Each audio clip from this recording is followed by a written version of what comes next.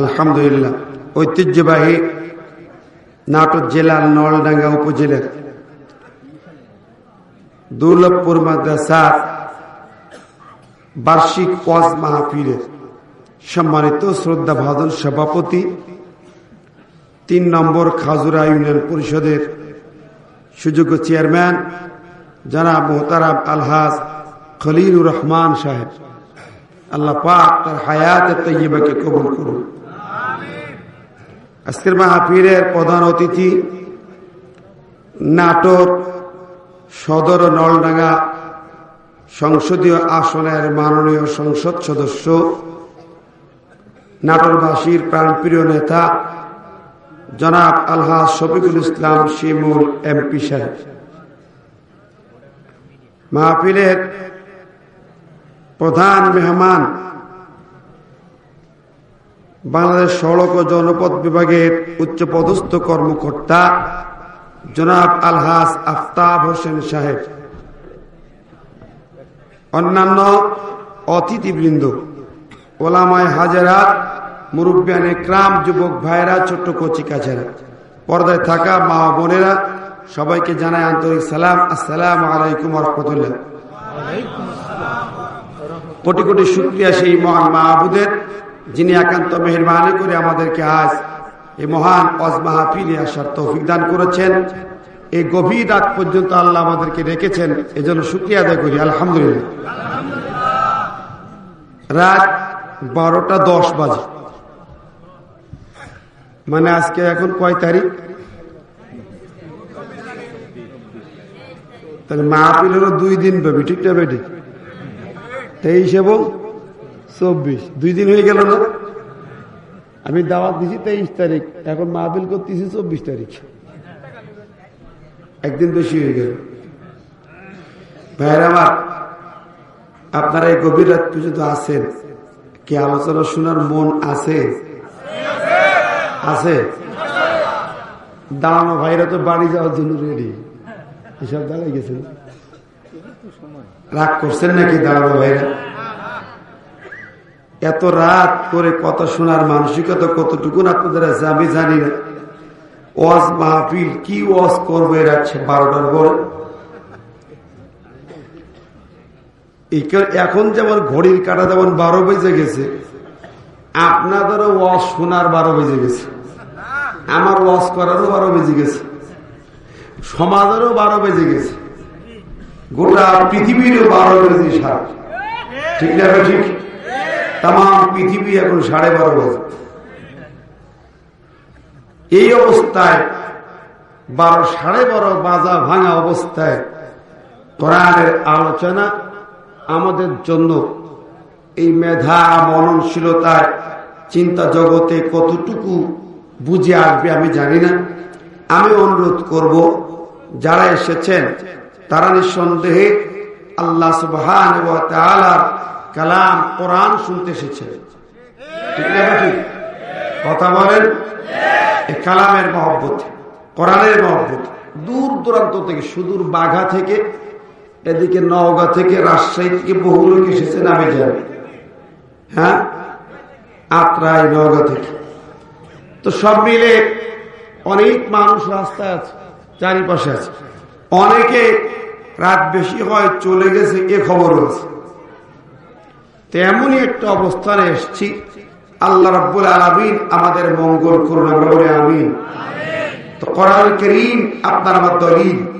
আল্লাহ পাক বলছেন, ইয়া আইয়ুহান নাস ক্বাদ জাআকুম বুরহানুম মির রাব্বিকুম ওয়া আনজালনা ইলাইকুম নূরাম মুবিনা। হে মানুষেরা, তোমাদের কাছে তোমাদের রবের পক্ষ থেকে একটা দলিল আসছে, বুরহান, দলিল, প্রামাণ্য কিতাব, স্মারক গ্রন্থ আসছে। এটা হলো তোমাদের চলার পথের মূল দলিল, প্রেরণার শক্তি শুধু নয়, দলিল, পথ নির্দেশনা, গাইড বুক, সংবিধান। সুবহানাল্লাহ। তো সেই কোরআনের আলোচনা আমরা করব। আমি সূরা বনী ইসরাঈল থেকে 2টি আয়াতে কারিমা তেলাওয়াত করেছি, কথা বলবো ইনশাআল্লাহ। আসুন ভাইরা, আল্লাহ সুবহানাহু ওয়া তাআলা যে কোরআনের মাদ্রাসা দিয়েছেন, এখানে এই কোরআন কারীম এমন কিছু সোনার সন্তান এই প্রতিষ্ঠান তৈরি করে কাল হাসরের মাঠে যারা আপনার আমার জন্য কাজে লাগবে, ঠিক না ঠিক? আপনারা জানেন যেই মাসটা চলছে এই মাসটা হলো রজব মাস। কি মাস? জোরে বলেন কি মাস? এই মাস আসলে আল্লাহ রাসূল একটা দোয়া করতেন। কি দোয়া? আল্লাহুম্মা বারিক লানা ফি রাজব ওয়া শাবান বাল্লিগনা রমাজান। সুবহানাল্লাহ। এই মাসে আল্লাহ বরকত দান করুক। রজব মাস মেরাজের মাস, ইসরার মাস, যেই মাসে বিশ্বনবীর জীবন ঐতিহাসিক মেরাজ সংগঠিত হয়। আর যেই সূরা থেকে আমি তেলাওয়াত করেছি সূরা বনী ইসরাঈল, এটা হচ্ছে মেরাজের হাদিয়া। মেরাজের হাদিয়া বলা হয় সূরা ইসরাকে বা বনী ইসরাঈলকে। প্রিয় ভাইরা, এমন একটি সময় নবীর জীবনে মেরাজ সংগঠিত হয়। আমরা মেরাজের অনেক আলোচনা শুনি, বিভিন্ন কাহিনী শুনি, এবং মেরাজে রাসূল গেলেন, 5 ওয়াক্ত নামাজ ফরজ হলো, নামাজের বয়ানও আমরা শুনি। কি বলেন? ঠিক আছে না নাই? হ্যাঁ, নামাজ 5 ওয়াক্ত ফরজ না নফল না মুস্তাহাব? কথা বলেন। পড়া লাগে না লাগে না? লাগে, সবাই তো লাগে না। বেনাপোলের নামাজ গ্রামে মাহফিল করলাম, গ্রামের নাম নামাজ গ্রাম, যশোর বেনাপোল। জিজ্ঞেস করলাম, ভাই কেন তো নামাজের ওয়াজ করা লাগবে? ইমাম সাহেব পাশের থেকে বলতেছে ফজরের মুসল্লি 3 জন। ফজরের মুসল্লি 3 জন। তো নামাজ গ্রামে যদি নামাজই না থাকে, আসলে আমাদের দেশে যার নাম তার কাম হয় উল্টা, ঠিক না বলেন? ঢাকার কলা বাগানে দিয়ে দেখেন, কলা তো কলা, কলা গাছের চিহ্ন নেই, উনি নাকি কলা বাগান। মালিবাগে যান, ফুল গাছ আছে কেন সন্দেহ, মালিক তো সন্ধান পাওয়া যাবে না। কথা কন, ঠিক না ঠিক? আমতলায় আম গাছ নেই, নারিকেল তলায় নারিকেল গাছ নেই, জায়গার না। ফকিরহাট সবচেয়ে বড় লোকের বাস, নাম ফকিরহাট। আবার রাজাপুর একেবারে দরিদ্র মানুষরা, কোনো বড় লোক নেই, নেই মেম্বার, নেই চেয়ারম্যান, নেই এমপি। রাজাপুর গ্রামে গেলে একটা মেম্বারও নেই, এর নাম রাজাপুর। ভাইরা আমার, আমাদেরও নামের বাহার আছে, কর্মের বাহার নেই। নাম শাইখুল ইসলাম, নাম আমিরুল ইসলাম, কিন্তু ইসলামের কিচ্ছু নেই, লেবাসও নেই, সুন্নত নেই, কিচ্ছু নেই। কি দশা আছে না? আছে। প্রিয় হাজিরিন, আমরা দেখি নাম যা আছে কাম হয় তার উল্টা। মুসলিম জাতি আমরা আজকে, ইসলাম আমাদের কাছে যদি থাকতো সঠিকভাবে, সুন্দরভাবে, এবং গোটা বিশ্ব মুসলিম যদি ঐক্যবদ্ধ থাকতো, এক থাকতো, 180 কোটি পৃথিবীর মুসলমান, কম নয়। 180, একটু আগে বয়ান শুনলেন বদরে 313 জনে পৃথিবী কাঁপিয়েছে, ঠিক না?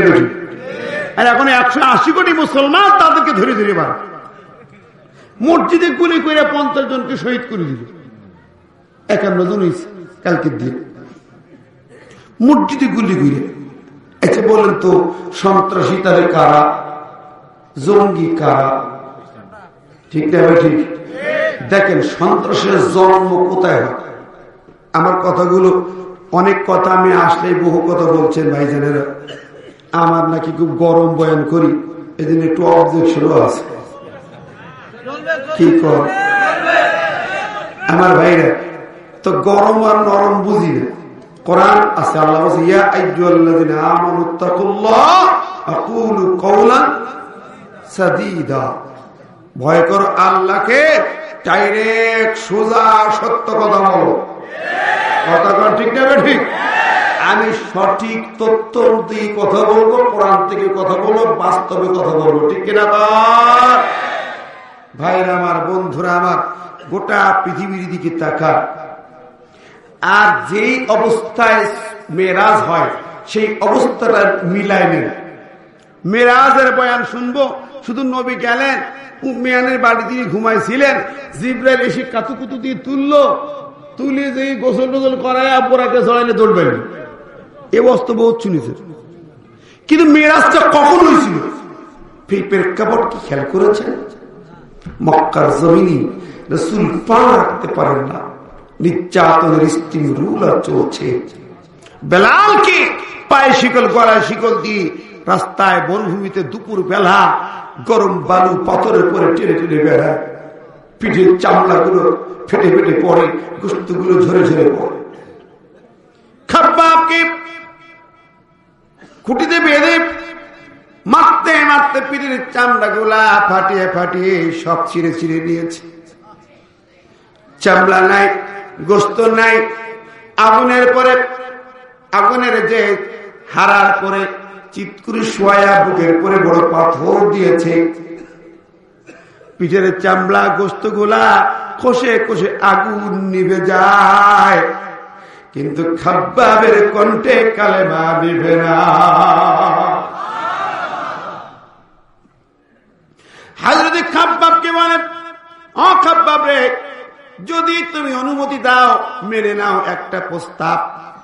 তোমার জায়গায় মুহাম্মদকে বেঁধে নির্যাতন করা হবে, এই প্রস্তাবে যদি তুমি রাজি হয়ে যাও তোমাকে ছেড়ে দেওয়া হবে।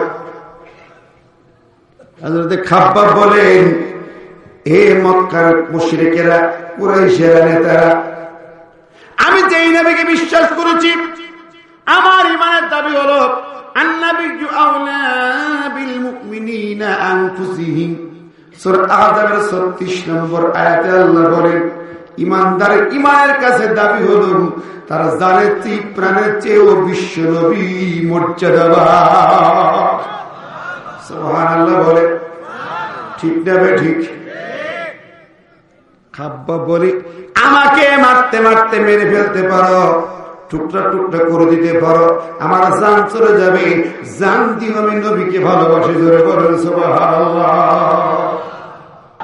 আমার ভাইরা, আমি বলছিলাম মেরাজের প্রেক্ষাপট, মক্কার জমিনে এরকম নির্যাতন চলছে। শুধু তাই না, আপনার আমার নবী আল্লাহর হাবিব কাবা ঘরের সামনে সিজদায় পড়েছেন, তার মাথায় উটের পচা দুর্গন্ধবান নারী বুড়ি চাপিয়েছে আবু জেহেল। নবীর উপর অত্যাচার।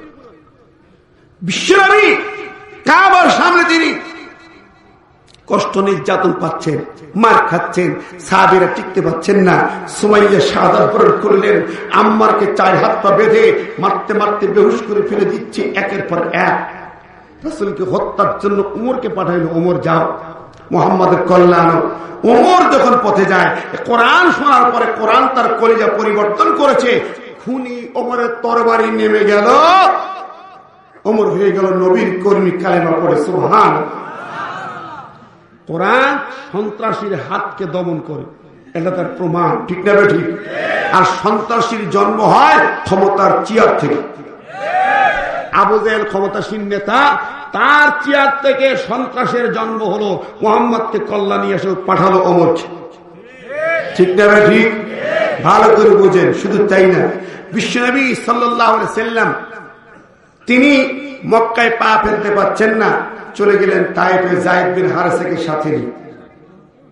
রাসূল তায়েফে 1 দিন 2 দিন নয়, 3 দিন তিনি দাওয়াতি কাজ করলেন, কালেমার দাওয়াত দিলেন।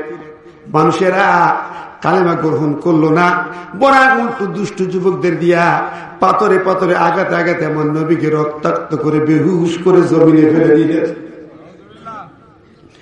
আমি তায়েফের ময়দানে গেলাম এই অক্টোবর মাসে, ওই জায়গায় সিজদায় পড়ে কাঁদলাম, আল্লাহ গো, আমার নবীর রক্ত ঝরিয়েছে তায়েফের মানুষেরা।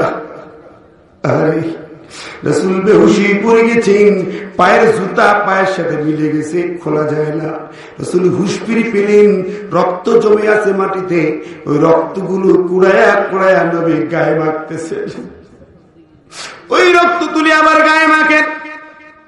যায়েদ বিন হারেসা বলেন, ইয়া রাসূলুল্লাহ, ইয়া হাবিবাল্লাহ, যেই রক্ত শরীর থেকে পড়ে যায় ওই রক্ত আর কোনো কাজে লাগে না, ওইটা গায়ে মাখছেন কেন? আল্লাহ নবী বললেন, যায়েদ রে, আমি আখির জামানার শেষ নবী, আল্লাহর বন্ধু, আমি যদি এই রক্ত এখানে পড়ে থাকে, আমার শরীরে রক্ত পড়ে থাকে, আমার আশঙ্কা হয় এই জমিনে হয়তো কিয়ামত পর্যন্ত কোনো ফসল হবে না। আমি চাই না, তাই রক্তগুলো তুলি গায়ে মাখতেছি। হযরত জিবরীল গেলেন, ইয়া রাসূলুল্লাহ, ইয়া হাবিবাল্লাহ, আপনি অনুমতি দেন, তাই থর পাহাড়ের উপরে আপনি অনুমতি দেন, গোটা পাহাড়টাকে উঁচু কইরা উল্টায়া জমিনের মানুষগুলোকে শেষ করে দেয়। রাসূল বললেন, ও জিবরিল, তুমি যদি সবাইকে শেষ করে দাও, আমার কালেমার দাওয়াতটা কার কাছে নিয়ে যাও? এই জাতিকে ধ্বংস করে কালেমা কার কাছে নিয়ে যাব? আমি দাওয়াত কাকে দেব?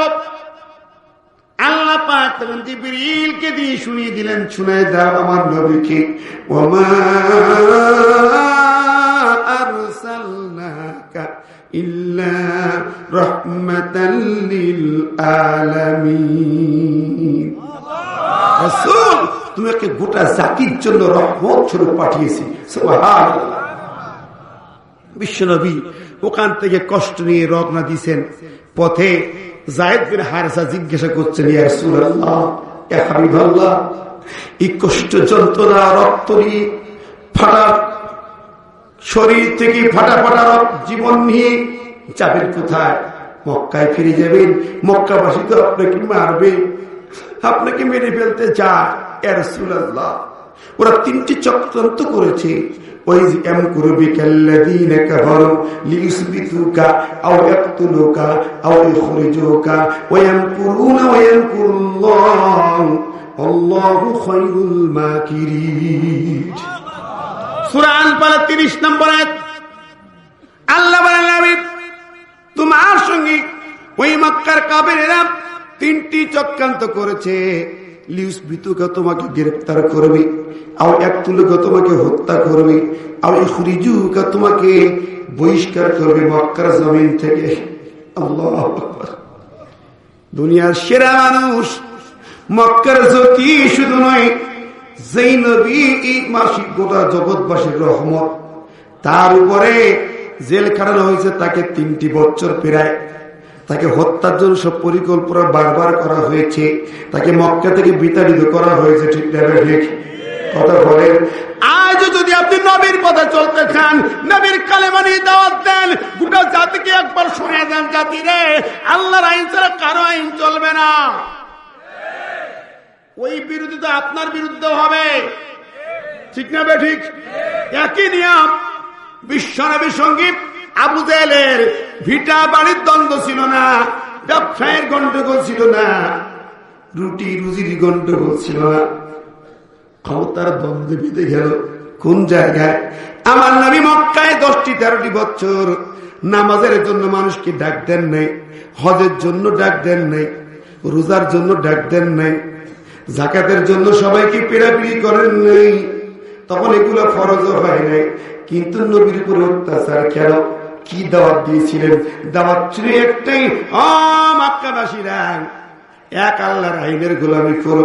ওয়ালাকাদ বাআসনা ফী কুল্লি উম্মাতিন রাসূলা আন ইবুদুল্লাহ ওয়াজতানিবুত তাগুত। দাওয়াত ছিল একটাই। সূরা নাহলের 36 নম্বর আয়াত। হে জাতির লোকেরা, এক আল্লাহর আইন ছাড়া কারো আইনের গোলামি চলবে না, কারো আইনের শাসন চলবে না। ইনিল হুকমু ইল্লা লিল্লাহ। ঠিক না ঠিক? জমিন আল্লাহর, আইন চলবে আল্লাহ। এটাই ছিল স্লোগান, এটাই ছিল দাওয়াত। তার জন্য তাকে মার খেতে হচ্ছে। বন্ধুরা, যায়েদ বিন হারেসা প্রশ্ন করলেন, আমার কথা বুঝছেন কিনা, নবী কোথায় যাবেন? আল্লাহ নবী জবাব দেন নাই, আকাশের দিকে তাকাইলেন, আমার আল্লাহর ফয়সালা হবে। মক্কায় ফিরে এলেন। রাতের বেলা উম্মে হানির বাড়িতে তিনি অবস্থান করতেছেন। বন্ধুরা আমার, বিশ্ব নবীকে আল্লাহ একজন নবী রে, এই মক্কাবাসী তোমাকে মারতে চায়, তোমাকে হত্যা করতে চায়। তায়েফবাসী তোমাকে পাথর আর পাথর উপহার দিয়েছে, রক্ত ঝরিয়েছে। গোটা জমিন, গোটা পৃথিবী তোমার জন্য সংকুচিত হয়ে যেতে পারে। পৃথিবীর মানুষ তোমাকে গ্রহণ না করতে পারে যে আমি আল্লাহ, আমি তোমার মালিক মনিব, আমি তোমাকে বন্ধুর বিবরণ করে নিয়ে ডাক দিলাম। এই কঠিন সময়ে আবু তালেব তোমার চাচা বেঁচে নেই, ঘরে তোমার কলিজা, তোমার সান্ত্বনা দানকারী খাদিজাও বেঁচে নেই। নবীরে, এখন এই মুহূর্তে আমি আল্লাহ তোমার অভিভাবক ডাক দিলাম, আমার কাছে চলে এসো। এই সময় কঠিন দুঃসময়, চাচা অভিভাবক ছিলেন, চাচা বেঁচে নাই, ঘরে খাদিজা ছিলেন, সেও নাই। মক্কার কুরাইশরা কঠিন যন্ত্রণা অত্যাচার বাড়িয়ে দিয়েছে। আল্লাহ তখন ডাক দিলেন সূরা বনী ইসরাঈলের প্রথম আয়াত, সুবহানাল্লাযী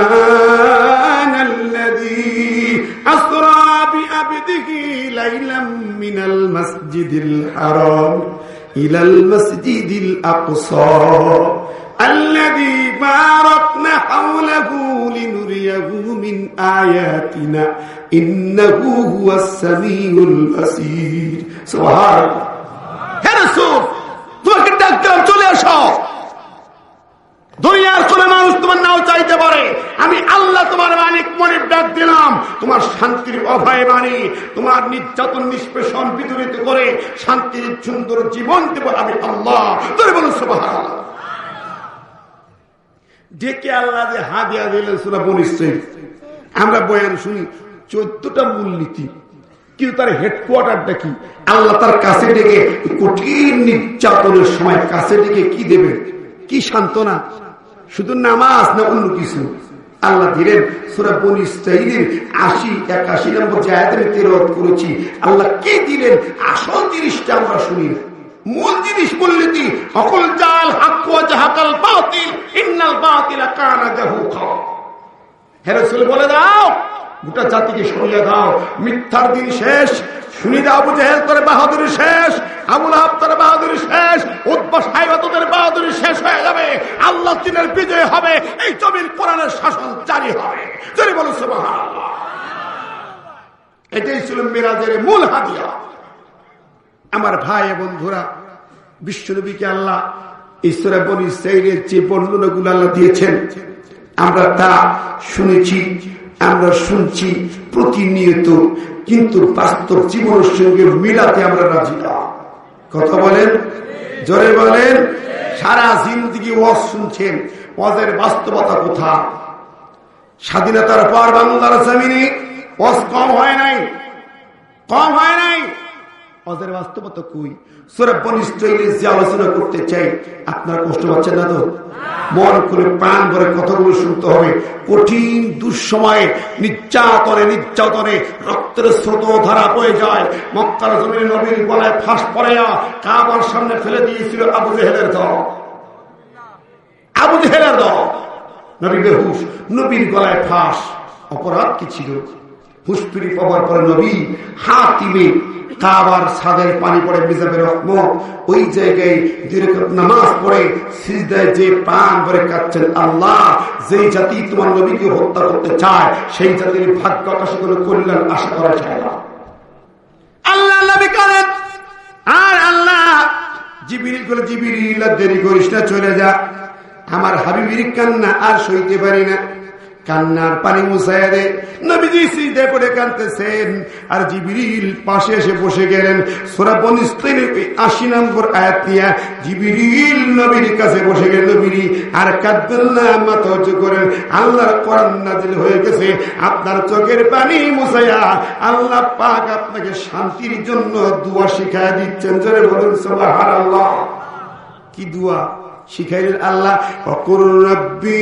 আদখিলনি মুদখালা সিদকি ওয়া আখরিজনি মুখরাজা সিদকি ওয়াজআলনি মিন লাদুনকা সুলতানান নাসীরা সুবহানাল্লাহ বলেন একটু জোরে বলেন হে রাসূল আয়াতটা মানে কি রবি তুমি বলো রব্বি হে রব আদখিলনি মুদখালা সিদকি এই সুন্দর জায়গায় আমাকে প্রবেশ কর নিরাপদ জায়গায় ওয়া আখরিজনি মুখরাজা সিদকি এবং আমাকে এই নিরাপদ জায়গা থেকে বের করেন মক্কা ভালো আপনার বাড়ি আপনার ঘর আছে হারাম শরীফ আছে কিন্তু এই জায়গায় আমার জন্য নিরাপত্তা নাই এখান থেকে বের করে নেন ওয়াজআলনি মিন লাদুনকা সুলতানান নাসীরা এবং আপনার পক্ষ থেকে রাষ্ট্র ক্ষমতা আমি নবী আমার হাতে তুলে দেন সুবহানাল্লাহ বলেন কি চাইলেন আল্লাহ এই দোয়া কে শিখাচ্ছেন একটু কথা বলেন ভাই এই আয়াতটা কার আল্লাহ নাজিল করলেন নবী তুমি এটা বলো কি বলো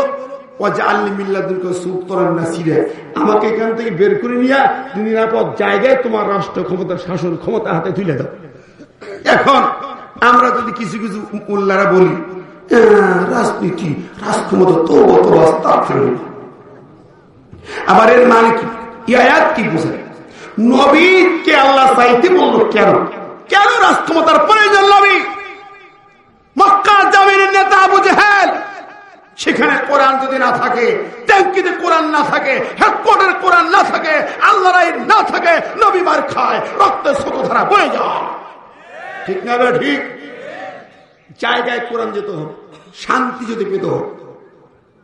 আজ আমরা যদি দেখি বাস্তবতা, কোরআন কারীমের এটা বাস্তব চিত্রে মিলান। আমার পানির ট্যাঙ্কি আছে, জেলা শহরে আছে না, সাপ্লাই পানি আছে না, সাপ্লাই পানি ট্যাপ মোড়ানো হলো, হঠাৎ ময়লা কালো দুর্গন্ধ পানি আসছে। ট্যাপ যতই মোড়ায় কালো পানি, হাত মুখ দিয়া সব রোগ ব্যাধি হয়ে গেল, ডায়রিয়া ফল করেছে। আপনি চিন্তা করলেন, সাবান শ্যাম্পু সব দিয়া পাইপ লাইন ওয়াশ করলেন, পরিষ্কার করলেন, তাতেও দেখেন না, তা হয় না, আবারও কালো পানি আসে। ডাক্তার ইমাম সাহেব হুজুর আসেন, অবস্থা খারাপ, সব ডায়রিয়া, মরে গেলাম, পানি নষ্ট, দোয়া কালাম করে দেন। হুজুর বলল 10 কেজি জিলাপি নাও আর দেশি মুরগি জবাই করো, চলন বিলির মাল ধরো, গরুর গোস্ত খাবো না, পোল্ট্রি খাবো না। মিলাদের আয়োজন হলো, হুজুর এসা সবাই নিয়া মিলাদ করিয়া দোয়া করে, আল্লাহ এই কালো পানি দূর করে দাও, অসুখ বিসুখ ভালো করিয়া দাও। দোয়া করলো, কেঁদে কেঁদে কত দোয়া করলো, কাঁদলো, দোয়া হয়ে গেল, জিলাপি খাওয়া হলো, মিলাদ শেষ হয়ে গেল, ফিন্নি খাওয়া হলো, খিচুড়ি খাওয়া হলো, তারপরও খেয়ে সব ছেড়ে গেল। এরপর যেই না ট্যাপ পড়াইছে, আবার সেই কালো পানি, ময়লা পানি। ঠিক না? ঠিক। এখন কি করতে হবে? সাবান শ্যাম্পুতে ময়লা পানি পরিষ্কার হয় না, মিলাদের দোয়া খিচুড়িতে ময়লা পানি পরিষ্কার হয় না। যেতে হবে পানির যেখানে হেডকোয়ার্টার, সেই জায়গায় যাওয়া লাগবে। ঠিক না? ঠিক। ওই পানি লাইনে ওয়াশো কোম্পানি কিংবা যেই কোম্পানি, ম্যানেজারের কাছে চলে যান, ম্যানেজার এই ময়লা পানি বন্ধ করো, ট্যাঙ্কি ওয়াশ করো, নইলে জীবন বাঁচে না। ম্যানেজার আপনাকে গলা ধাক্কা দিয়ে বের করে দিল, চলে আসলেন, উপায় নেই, মার খাইলেন। বলে যদি বেশি বাড়াবাড়ি করো, নাশকতার মামলা দিয়ে জেলখানায় ঢুকায় দেব। চলে যাও। চলে এলো গ্রামে, বসে থাকলে জীবন বাঁচে না, পানি চাই, পানি চাই। সবাই মিলে এক হয়ে গেল জনগণ, প্রত্যেকটা বাড়ির জনগণ সবাই এক হতে হবে। ঠিক নেবে? ঠিক। আল্লাহ বলে,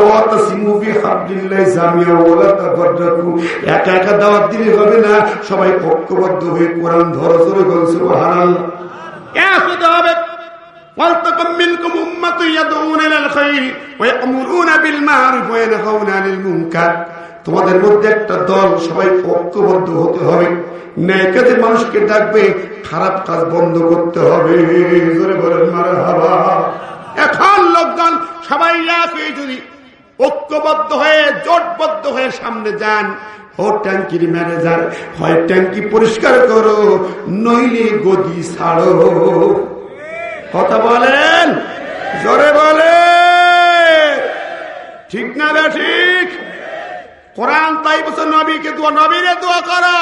আবু জাহলকে দিন বলেছ মূর্তি পূজা বন্ধ করো, নিজেদের মত মতো শাসন বন্ধ করো।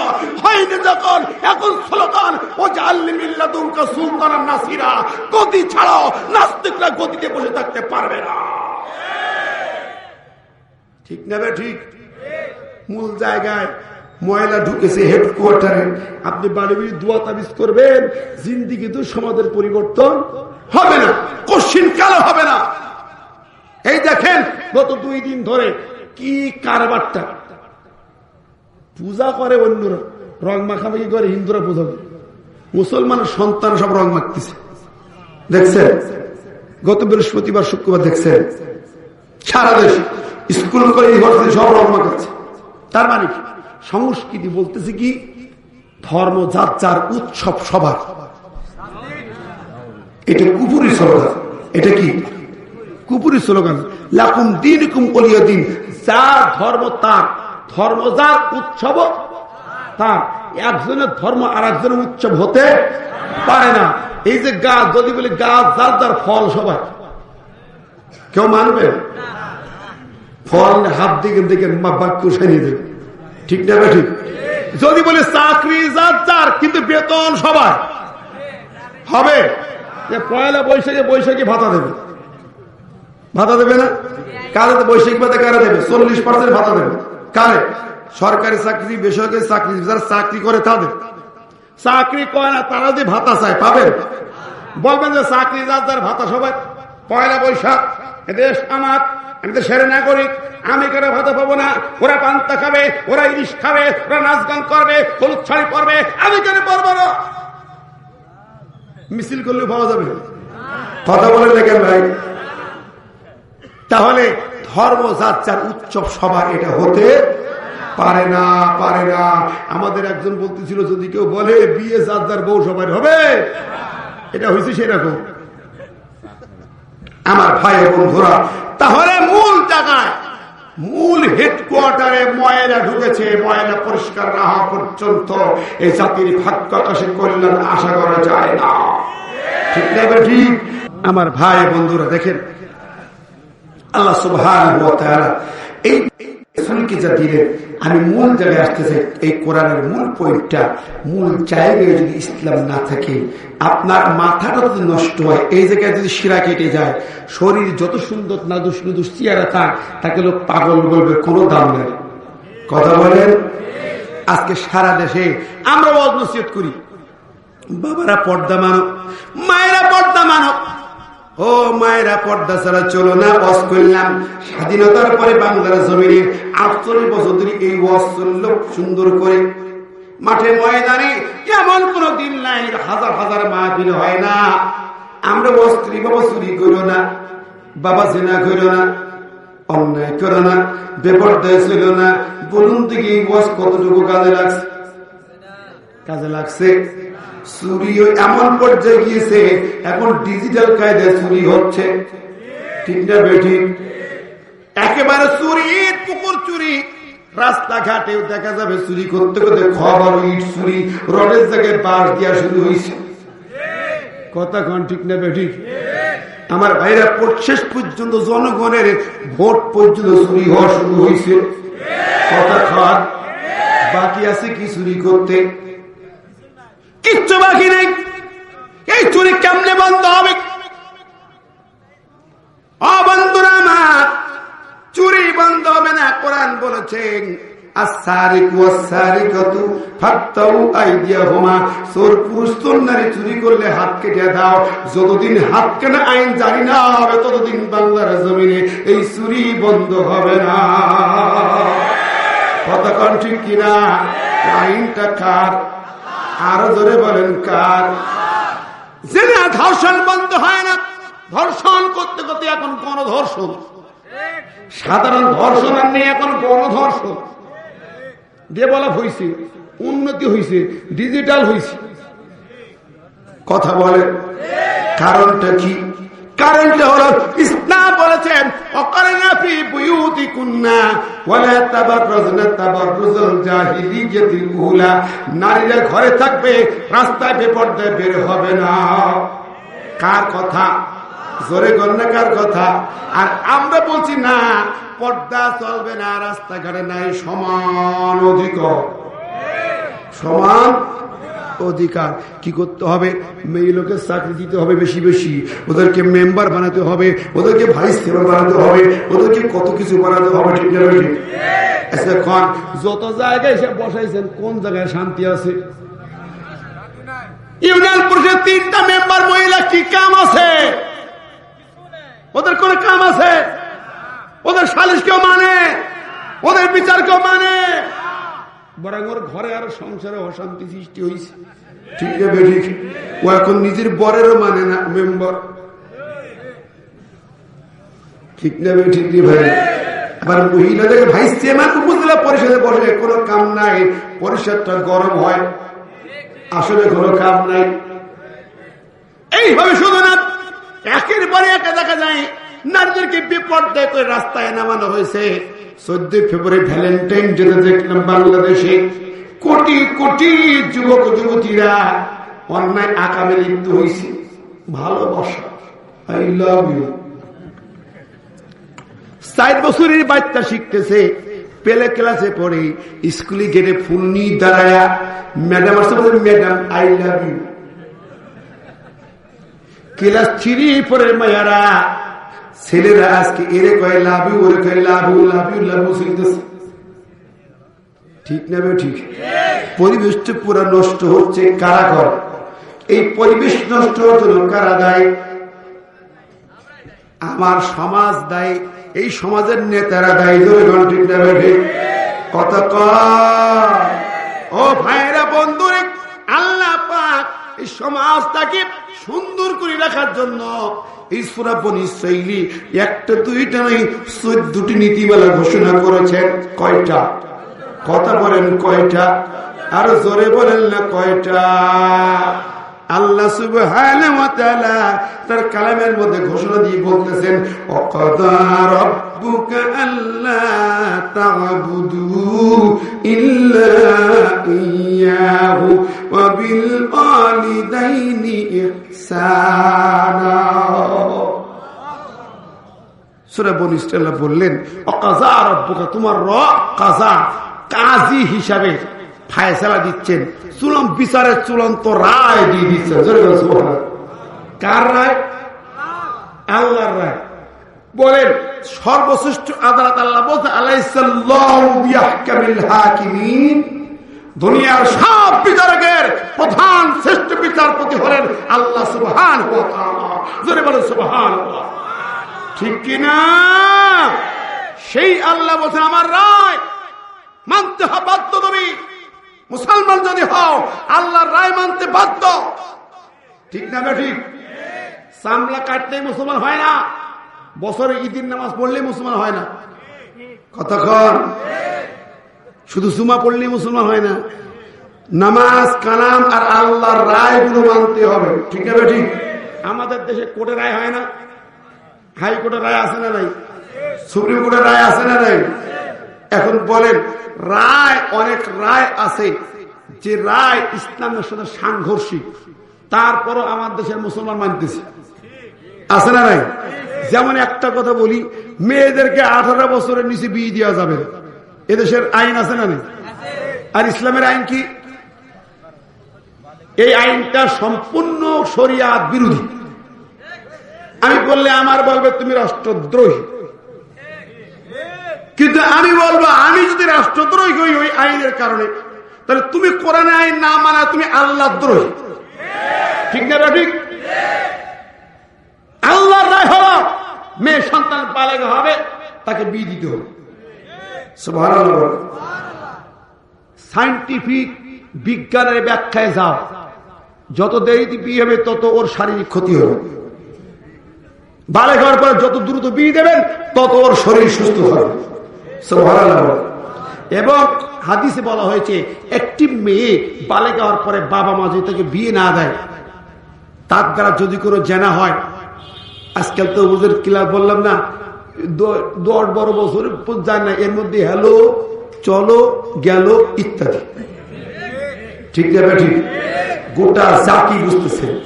অনলাইন ছেড়ে দিয়েছেন, ইউটিউব ছেড়ে দিয়েছেন, ফেসবুক ছেড়ে দিয়েছেন, মেসেঞ্জার, ভয়েসার, হোয়াটসঅ্যাপ, ইমো, সরাসরি একে অপরের সঙ্গে চ্যাট।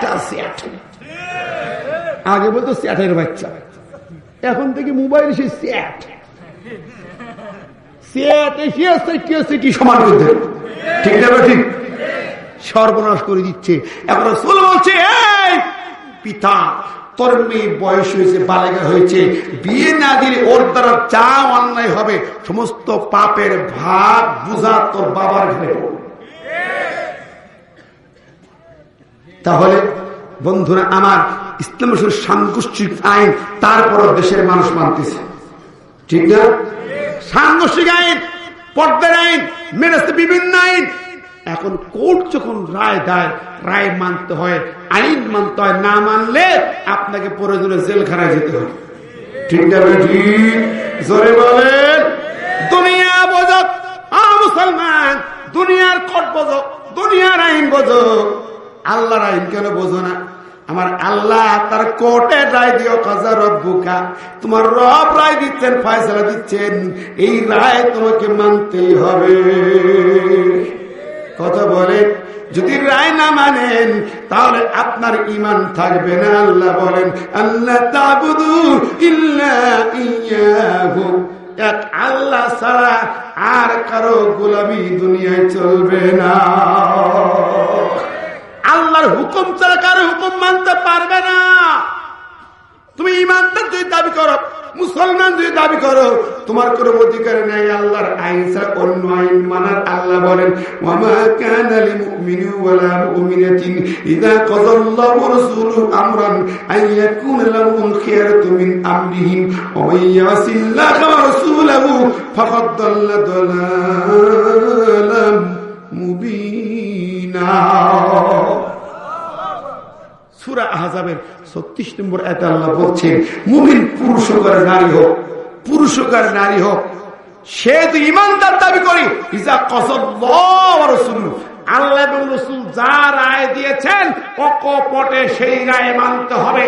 আল্লাহর কোন রায়ের বিরুদ্ধে যদি চলে যায় তাহলে সে পথভ্রষ্ট হয়ে যায়, তার ঠিকানা জাহান্নাম। আল্লাহর জেলখানার নাম কি? জোরে কোন কি?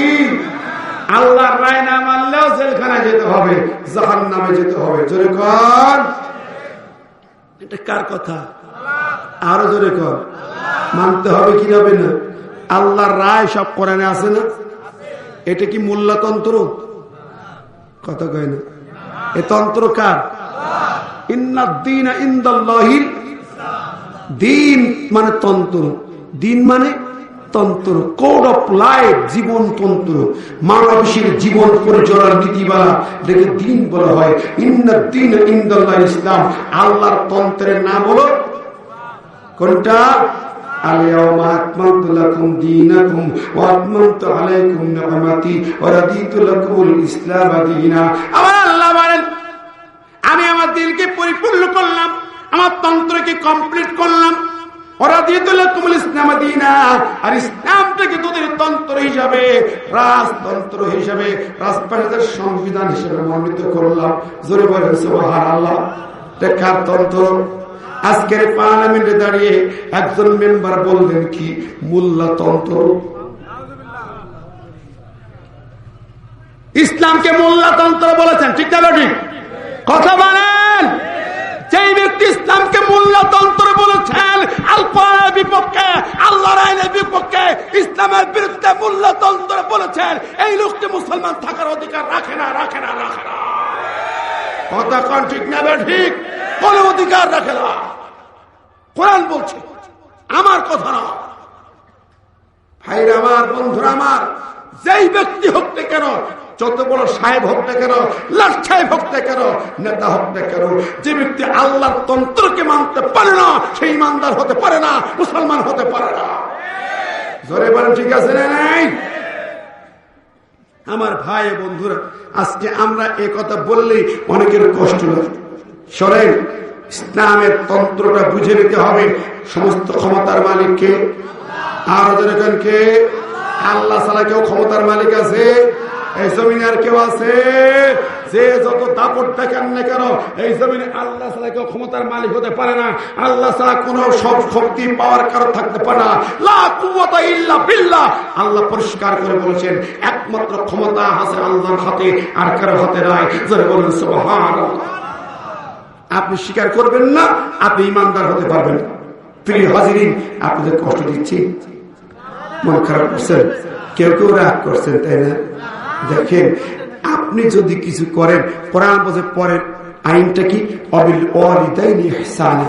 যদি আল্লাহর হুকুম মানার পরে তুমি যাদের আনুগত্য করবে তারা হলো তোমার পিতা মাতা, তাদের সাথে ভালো ব্যবহার করবে। জোরে বলেন সুবহানাল্লাহ। আরো জোরে বলেন সুবহানাল্লাহ। এরপরে হলো কি? ইন আহসানতুম আহসানতুম লিআনফুসিকুম ওয়া ইন আসাতুম ফালাহা। যদি তুমি কোন মানুষকে উপকার করো, কারো ক্ষতি জীবনে করতে পারবে না, উপকার করবা কিন্তু ক্ষতি করতে। আজকে আমাদের স্বভাব, কার ক্ষতি করবো, কার বাস দেবো, কার মামলা দেবো, কার মিথ্যা মামলা ঢোকাবো, ঠিক না? ঠিক। গ্রামগঞ্জ পর্যন্ত এই হিংসা, বিদ্বেষ, মারামারি, কাটাকাটি, হানাহানি, খুন খারাপ শুরু হয়ে গেছে। জোরে বলেন। যদি করেন ওয়াইন আসাতুম ফালাহা, আল্লাহ বলছেন তুমি যতটুকু অন্যায় করবা, কারো ক্ষতি করবা, পুরা ক্ষতি তোমার নিজের হবে, ওই ক্ষতি অন্যের হয় না। ক্ষতি কার হবে? তোমার নিজের ক্ষতি হবে। আমার দেখেন কেমন ক্ষতি হয়। আর মিথ্যা অভিযোগ দিয়ে কাউকে ফাঁসানোর চেষ্টা করেন। মুসার জমানায় হযরত মুসা দীর্ঘদিন ধরে দাওয়াতি কাজ করলেন, ফেরাউন ডুবে ছাই হয়ে গেল। এবার কারুন জ্বালাতন শুরু করে দিল। মুসা একদিন জনসমাবেশে বক্তব্য রাখবে, ঈদের নামাজের দিন বয়ান করবে মুসা। তার আগের রাতে ওই কারুন কোটি কোটি টাকার মালিক, সে 10 লক্ষ স্বর্ণ মুদ্রা বিনিময় একটা মহিলাকে ভাড়া করেছে, নাম হলো সবজা। ওই জামানার সবচেয়ে খারাপ নষ্ট নারীর নাম সবজা, বেশ্যা মহিলা, পতিতা মহিলা। তাকে টাকা দিয়ে ভাড়া করেছে 10 লক্ষ স্বর্ণ মুদ্রা। এবং রাতের বেলা কারণ বলছে অর্ধেক টাকা পেমেন্ট করলাম আর অর্ধেক দেব তোমার কালকে। এটা বলার পরে মুসা যখন জনসমুদ্রে ভাষণ দিতে দাঁড়াবে, তখন তুমি দাঁড়াইবা, মুসা তোমার লেকচার বন্ধ করো, নসিহত বন্ধ করো, আমার একটা অভিযোগ শুনতে হবে। শিখাই দিল সুন্দর করে পাতানো খেলা, পাতানো মামলা সাজাইয়া, সুন্দর করে সাজাইয়া গোছাইয়া ওই কারণ সব জানাবেন নারীকে ওই জনসমাবেশের একটি খুঁটির গুড়ায় বসিয়ে দিয়েছে। 5 লক্ষ স্বর্ণ মুদ্রা পেমেন্ট। ও চিন্তা করেছে জীবনের দেহ ব্যবসা করে অন্যায় করে কত কষ্ট করে তো টাকা কামাই করি, একটা কথা বলার বিনিময়ে যদি এতগুলো স্বর্ণ মুদ্রা টাকা পয়সা পেয়ে যায়, সারা জীবন আর কষ্ট করা লাগবে না, তাহলে রাজি হইয়া যায়। এই জায়গায় চলে এলো, ওই কন্যার সুন্দর করে বসে থাকলো। জনসমুদ্রে হাজার হাজার মানুষ একত্রিত হয়েছে, নামাজ হবে, মুসা বয়ান করবে। হযরত মুসা জামানার পয়গম্বর যখন দাঁড়িয়ে গেলেন, বক্তব্য দাঁড়িয়ে গেছেন, ঘোষণা হলো ও দেশবাসী ও মুসলিম তৌহিদি জনতা, এখন বয়ান পেশ করবেন জামানার পয়গম্বর হযরত মুসা কালিমুল্লাহ। মুসা দাঁড়িয়ে গেলেন, যেই না দাঁড়িয়েছেন ওই নারী তাকায় দেখে এত সুন্দর মানুষ তো আমি জীবনে দেখিনি। ও অবাক হয়ে গেছে, এত সুন্দর মানুষ তো কখনো দেখিনি। আমার ভাই বন্ধুরা দেখেন, বলছিলাম নবী মুসার বিরুদ্ধে দাঁড়িয়েছে একটা মহিলা, মনে আছে কথা? রাগ করছেন, বসে আছে চুপ করে, তাকায় দেখে কি সুন্দর চেহারা, আরে কত সুন্দর চেহারা। এই চেহারা জীবনে দেখি নেই, এত সুন্দর মানুষ জীবনে দেখি নাই।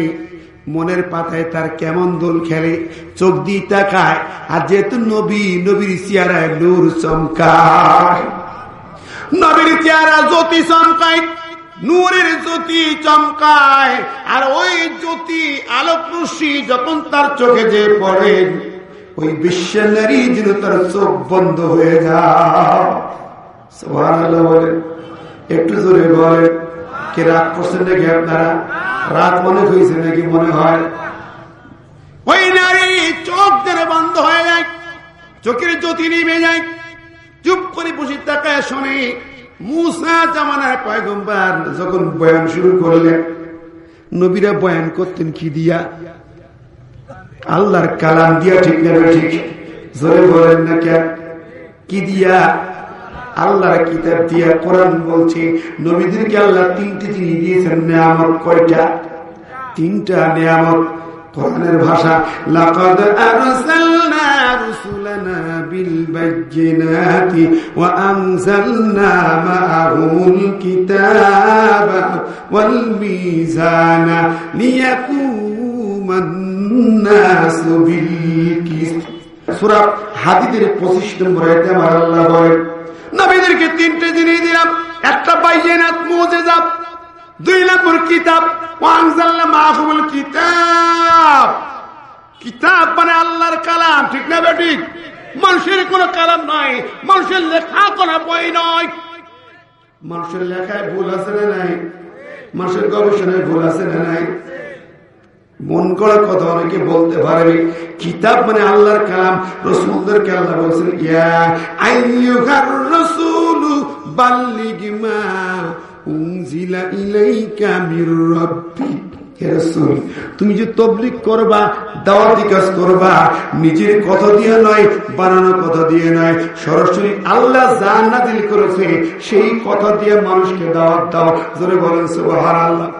তুই তাবলীগ করবে কোরআন দিক, বয়ান করবে কোরআন দিক, ওয়াজ করবে কোরআন দিক, নিজের মন গড়া তাফসীর চলবে না, ঠিক না? ঠিক ইচ্ছা মতো কথা চলবে না। মানুষের লেখা বই দিয়ে তুমি কিতাব বলে চালাইবা না। কোরআন আছে, কোরআন দিয়ে বয়ান করো। জুমার খুতবা দেব কোরআন দিয়ে। বড় চাঁদের ফজিলত দিয়ে খুতবা চলবে না।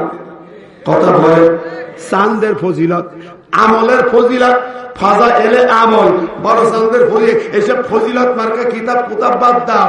আল্লাহর কোরআন দিয়ে বয়ান করো। ঠিক না ঠিক? এটার নাম হলো নবীদের দাওয়াত। হযরত মূসা আল্লাহর কালাম দিয়ে কথা বলতেছেন, ওই কালামের একটা তাসির আছে। কোরআনের আওয়াজ একটা একটা করে যখন কলিজায় ধাক্কা মারেন, ওই সবজা বেশ্যা নারীর কলিজার দম বন্ধ হইয়া যায়। ধরে বলেন মারহাবা। যে মহিলা বসে আছে, খারাপ মহিলা, নষ্ট মহিলা, সে দাঁড়াবে, দাঁড়াচ্ছে না। মুসা বয়ান করতেছে, আর বয়ান করা শুনে তার কলিজা যেন ঠান্ডা হয়ে যেতেছে। আল্লাহু আকবার। ও বলে জীবনে তো এরকম বয়ান শুনি নেই, এত সুন্দর কথা শুনি নেই। আসলে তো তাই। আকাশের মালিক আল্লাহ, জমিনের মালিক আল্লাহ, গাছ গাছলা মালিক আল্লাহ, সবকিছুর মালিক কে? কথা কল্লা কে? আরো ধরে কর। আর কেউ আছে? আর কেউ আছে?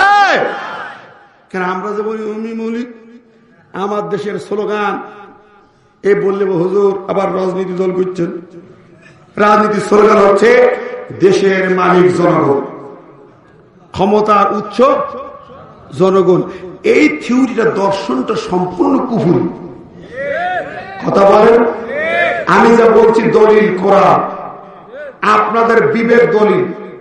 যারা আছেন এখানে, যত বড় নেতা, শিক্ষিত, জ্ঞানীগুণী, পণ্ডিত, সবার কাছে আমার প্রশ্ন, আমি যদি মালিক হই, ক্ষমতার মালিক জনগণ, তাহলে আমি মালিক নাকি? আমি মালিক কোথায়? আমি তো আমার মালিক না। আমি চিন্তা করতে কি, আমি তো আমার মালিক না। আমার জানটা সুইচ কার কাছে? আমার চোখের সুইচ কার কাছে? এই জবানে কথা বলছি, এটা সুইচ কার কাছে? হাত না দিয়ে সুইচ কার কাছে? পা নাড়ায় সুইচ কার কাছে? আমার দেহে রক্ত প্রবাহিত হয়, যেই রক্ত ছাড়া আমি বাঁচবো না। এই রক্তে এক ফোঁটা রক্তকে তৈরি করার ক্ষমতা আমার আছে? কথা বলেন।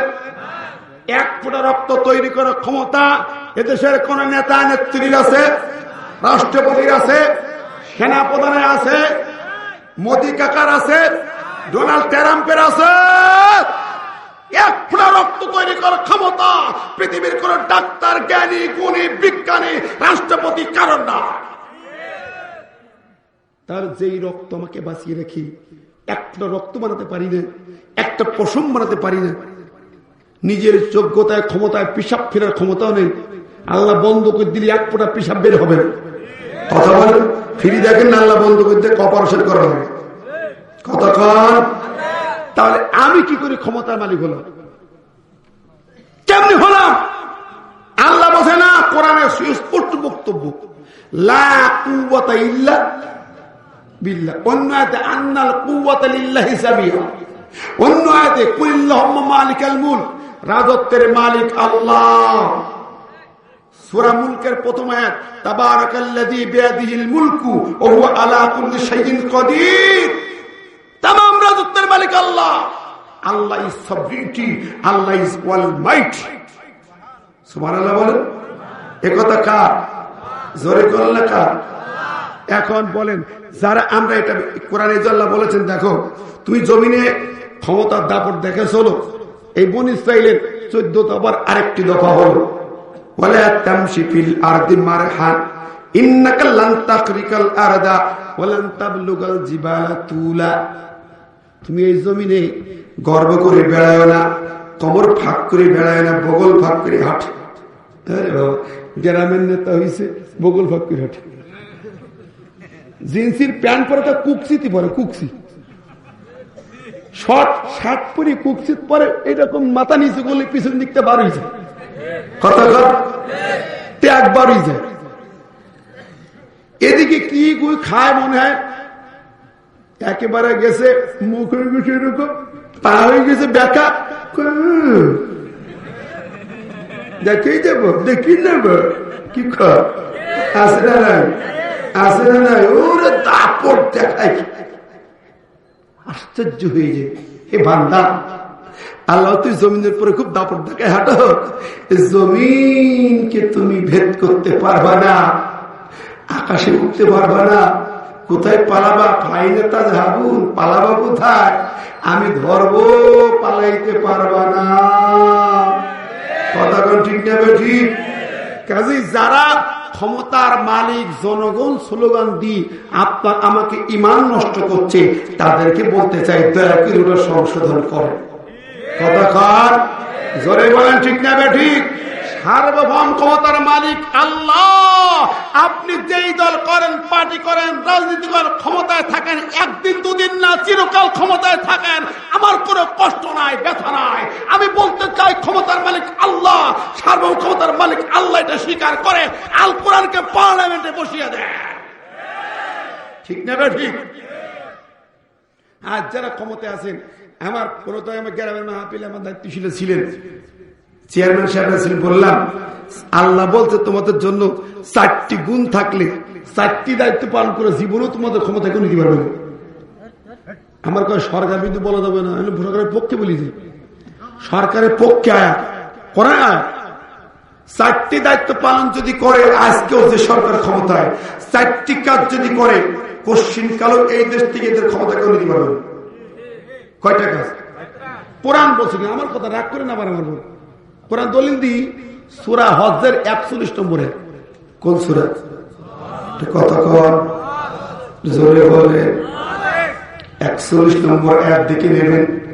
আল্লাহ বলতেছেন, আল্লাযীনা ইম্মাক্কান্নাহুম ফিল আরদি আকামুস সালাতা ওয়া আতাউস যাকাতা ওয়া আমারু বিল মা'রুফি ওয়া নাহাউ আনিল মুনকার ওয়ালিল্লাহি আকিবাতুল উমুর। আল্লাহু আকবার। আল্লাহ বলছেন, যাদের রাষ্ট্র ক্ষমতা দিলাম 4টা কাজ করবে। আকামুস সালাত, তারা নামাজ কায়েম করবে। 1 নম্বর কাজ কি? জোরে বলেন নাকি?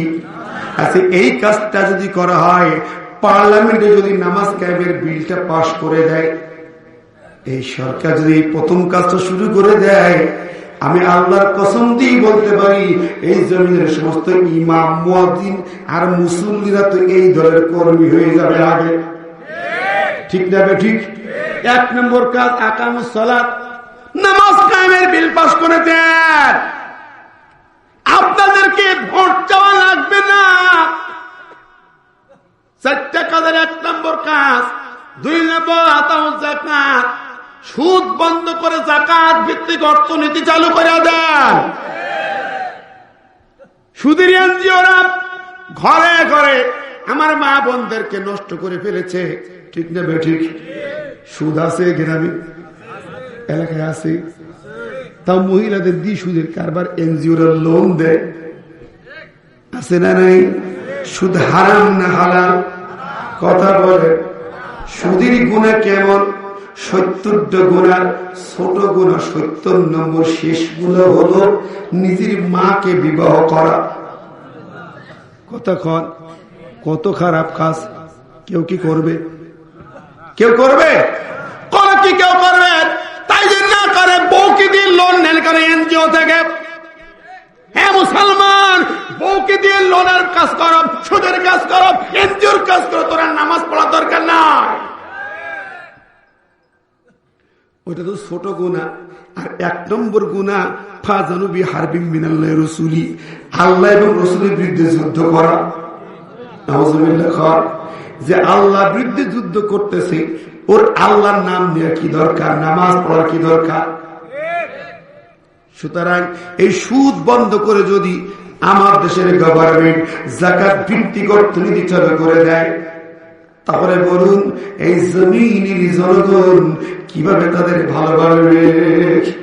3 নম্বর আমারু বিল মারুফ, ন্যায় কাজের আদেশ করবে, ভালো ভালো কাজের আদেশ করবে।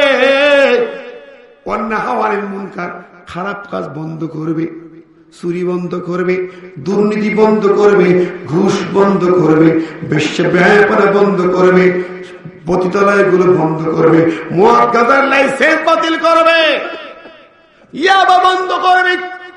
ইয়াবা ঢুকবে কোন পাশ থেকে? ভারত থেকে ফেন্সিডিল ঢুকতে দেব না। বিজেপি রেডি হও। ঠিক না ঠিক? ওই পাশ থেকে বার্মা থেকে ইয়াবা ঢুকতে দেব না।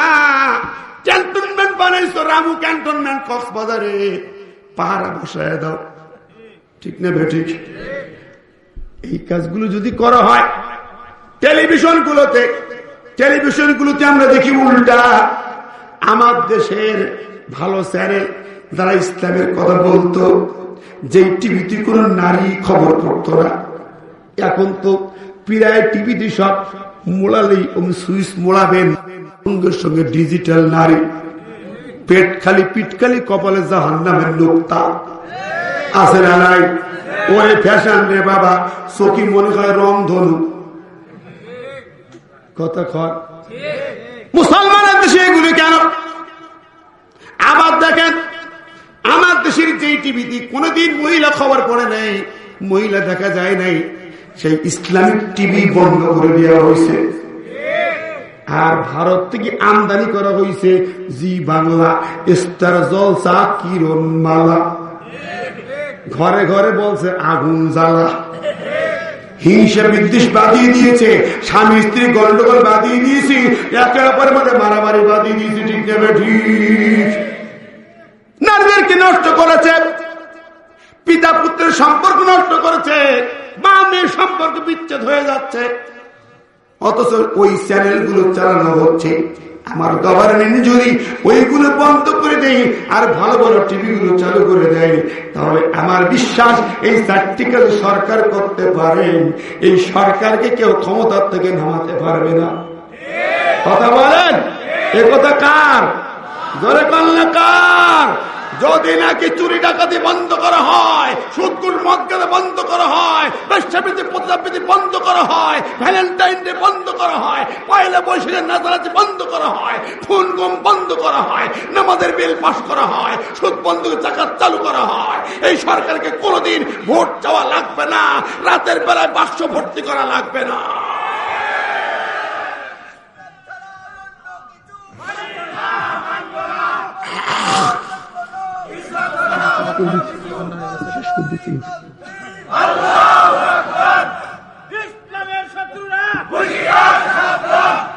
আমার ভাইরা,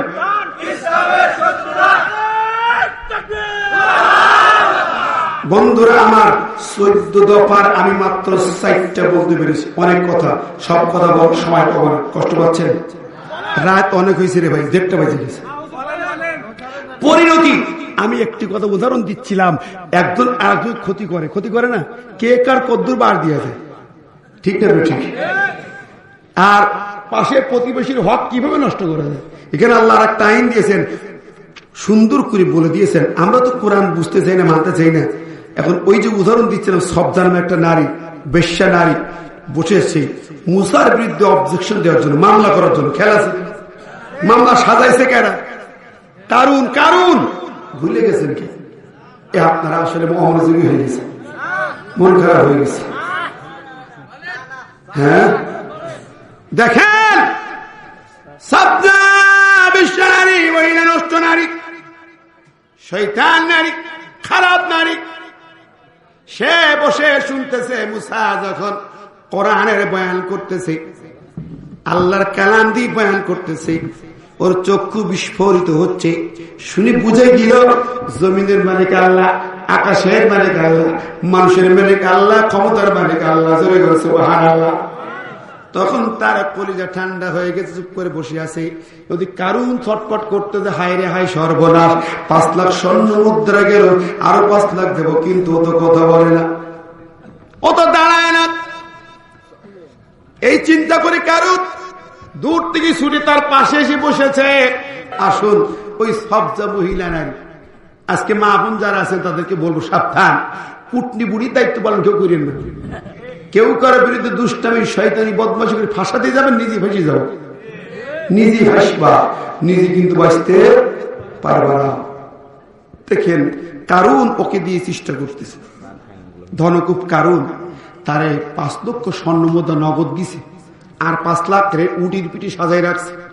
ওখান থেকে বলার সাথে সাথে উট দিয়ে বিদায় করে দিল। আল্লাহু আকবার, নাউযুবিল্লাহ। এখন ওই মহিলা বয়ান শুনতে শুনে শেষের দিকে চলে আসছে, ও দাঁড়ায় না, কারণের মাথা খারাপ হয়ে গেছে, সঙ্গে এসেছে, ডান পাশ থেকে কাতুকুতু দেয়, নড়ে না, বাম পাশ থেকে কাতুকুতু, ও সবচা ওট ওট বুঝান, ওটিস নে ওট, খুব বুঝান, কত আদরের বউ, শয়তানি বউ, কথা কল না। আরে আমার ও বন্ধুরে শোনেন, দেখেন যারা সমাজে ফিতনা করেন, খেয়াল করেন, নারী সব যা ওর যন্ত্রণায় খোঁচাখুচিতে গুতাগুতিতে এবার উঠে দাঁড়াইছে, যেই না দাঁড়াইছে একটা নারী, এবং সমাজের অনেকেই জানে ও সবচেয়ে নষ্টা নারী, পথভ্রষ্টা নারী, চরিত্রহীনা নারী।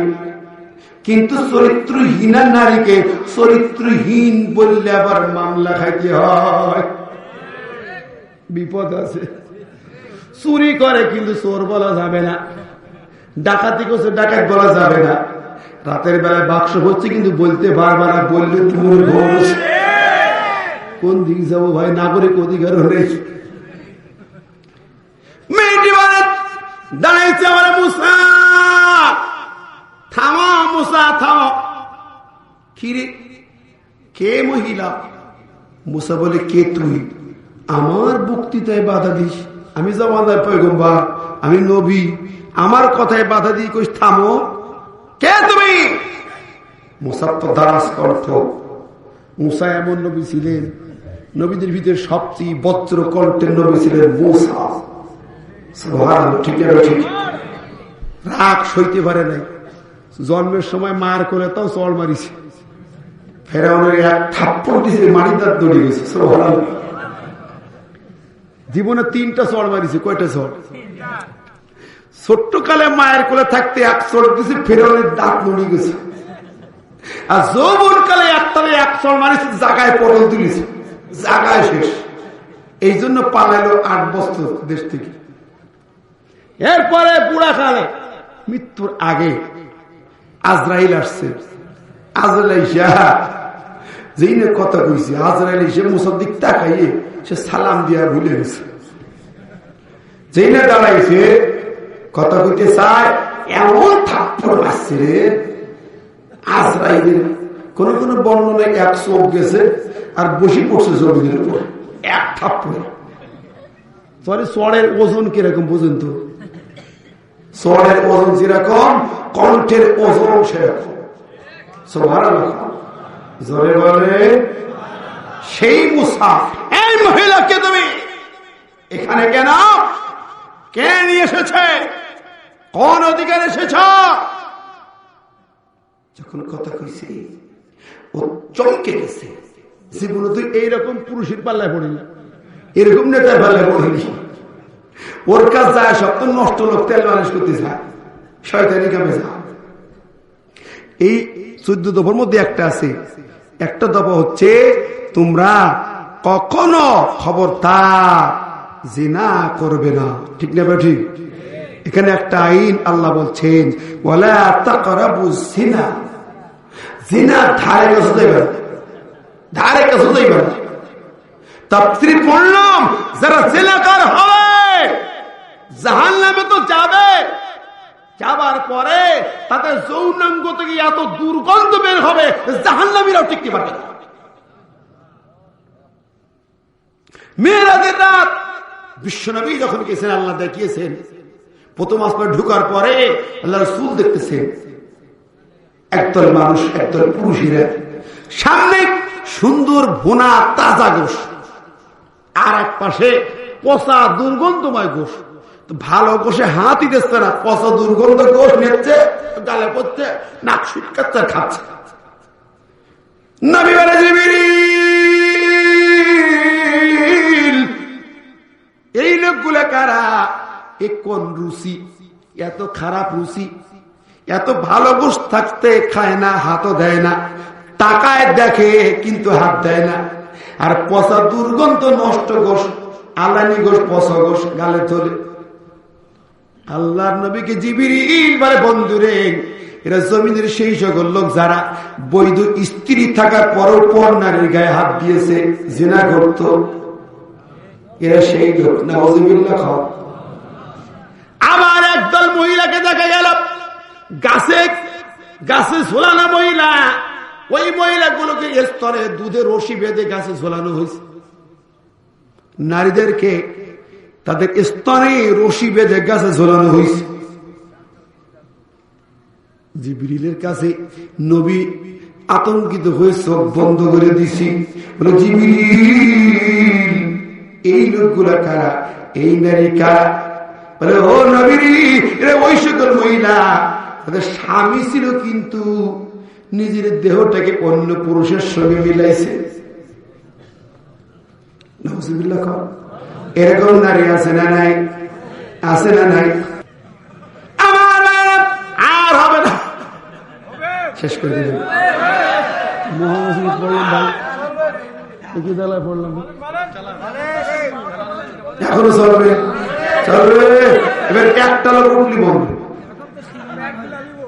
বসে শিরোনাম নেই।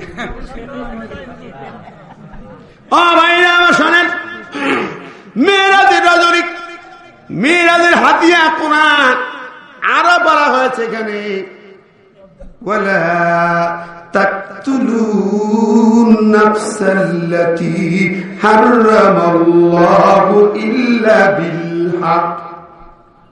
এই আয়াতটা খেয়াল করে, এটা তার পরের নম্বর হাদিয়া, মেয়েরাদের হাদিয়া। তোমরা কোন প্রাণীকে হত্যা করতে পারবে না, হত্যা করবে না। আল্লাযী হারামাল্লাহ, আল্লাহ ওই রক্তগুলোকে হারাম করেছেন, ইল্লা বিল হক, কিন্তু যার উপরে হত্যা করা ওয়াজিব হয়ে গেছে সেটা বাদে সাধারণভাবে কাউকে হত্যা করতে পারবে না। মনে রাখবে, কুল্লুল মুসলিমি আলাল মুসলিমি হারামুন দামুহু ওয়া মালুহু ওয়া ইরজুহু। একজন মুসলমানের কাছে অপর মুসলমানের তিনটি জিনিস হারাম। কয়টা? আল্লাযী হারামাল্লাহ, তিনটি জিনিসকে আল্লাহ হারাম করেছেন। এক নম্বর হলো তার রক্ত, তার জীবন, তাকে হত্যা করতে পারবে না। দুই নম্বর তার মাল সম্পদকে তুমি অবৈধভাবে নিতে পারবে না, এটা হারাম। তিন নম্বর ইরজুহু, তার সম্মান মর্যাদা, এটা হারাম, এটা রক্ষা করতে হবে, অসম্মান করতে পারবে না। আমার ভাইরা, এখন কোন ব্যক্তিকে হত্যা করা যাবে না, যাবে না। আজকাল দেখি না ভালো মানুষগুলোকে নিরাপদে হত্যা করা হয়, ঠিক না বেঠিক? খুনি ডাকাততে ঘুরে বেড়ায়, আর ভালো মানুষটা আজকে অনেক ক্ষেত্রে হত্যা হয়ে যায়, মিথ্যা মামলায় পড়ে তাদের জীবন দিতে হয়। তবে হ্যাঁ, তিন শ্রেণীর মানুষকে হত্যা করা যাবে। ইল্লা বিল হকের ব্যাখ্যা তাফসীরে লেখা তিন শ্রেণী। এক নম্বর হলো ওই বিবাহিত জিনাকার, বিবাহিত জিনাকার, বিয়ে করেছে, বউ আছে, কিন্তু অন্যের সাথে জিনা করে, এই লোকটা এক নম্বরে, তাকে হত্যা করা উচিত। তাকে বুক পর্যন্ত মাটিতে পুঁতি পাথর দিয়ে রজম করে মারা উচিত, ঠিক না বেঠিক? আজকে গণধর্ষণ বাংলাদেশে আছে না নাই? যদি কোরআনে আইন জারি করা হতো, একজন লম্পটকে শাস্তি দেওয়া হতো রে ভাইরে। বাংলাদেশে কত জিনাকার লম্পট ধর্ষণ ধরা পড়ে, একজনকে শাস্তি দেন। হাইকোর্টের সামনে যদি আগে মাইকে এলান করা হবে, ঘোষণা দেওয়া হবে, অমুক লম্পট, অমুক ধর্ষককে আগামী জুমার দিন জুমার নামাজের পরে বুক পর্যন্ত মাটিতে পুঁতি পাথর দিয়ে মারা হবে। দেশের জনগণ, তোমরা ছুটি এসে পাথর দিয়ে ওকে মেরে দোজাহানের অশেষ নাকি হাসিল করো। লক্ষ লক্ষ মানুষ যাবে, ঠিক না ঠিক? কোরআন বলে ওই শাস্তির দৃশ্যটা ইমানদারদেরকে সাক্ষী দেখতে হবে। যদি নাকি অনলাইন লাইভ প্রোগ্রাম দেওয়া হয়, ওটা দেখানো হয় বাংলার জমিনে, টিভিতে, রেডিওতে, অনলাইনে, নেটওয়ার্কে দেখানো হয়, ওই দৃশ্য সারা দেশের জনগণ যখন দেখবে, তাহলে যুবক সমাজ কিংবা বুড়ো সমাজ যারা অবৈধ আকাম কুকাম করে বেড়ায়, কোনদিন পর নারীর দিকে আরো চোখ তুলে তাকানোর সাহস পাবে না, ঠিক না? ঠিক, একজনকে শাস্তি হবে, দুনিয়া ঠান্ডা হয়ে যাবে। খলিফা ওমর দিয়েছেন, নিজের ছেলেকে নিজে হাতে মেরেছে, কথা ঠিক যাবে? ঠিক, এটা নাম ইসলাম। তিনজনকে হত্যা করা জায়েজ। এক নম্বর বিবাহিত জিনাকার, দুই নম্বর হলো খুনি, প্রকাশ্যে একজনকে খুন করেছে, আন্নান নাফসা বিন নাফস, খুনের বদলা খুন, ইসলামের আইন কিসাস, হত্যা করা যাবে। 3 নম্বর হলো মুরতাদ। মুরতাদ কাকে বলে? কালেমা বিশ্বাস করি কিন্তু ইসলামের বিরুদ্ধে কথা বলে, নবীর নামে কালেমা পড়ে নবীর বিরুদ্ধে কথা বলে, এটা হলো মুরতাদ। এটা কি? মুরতাদ।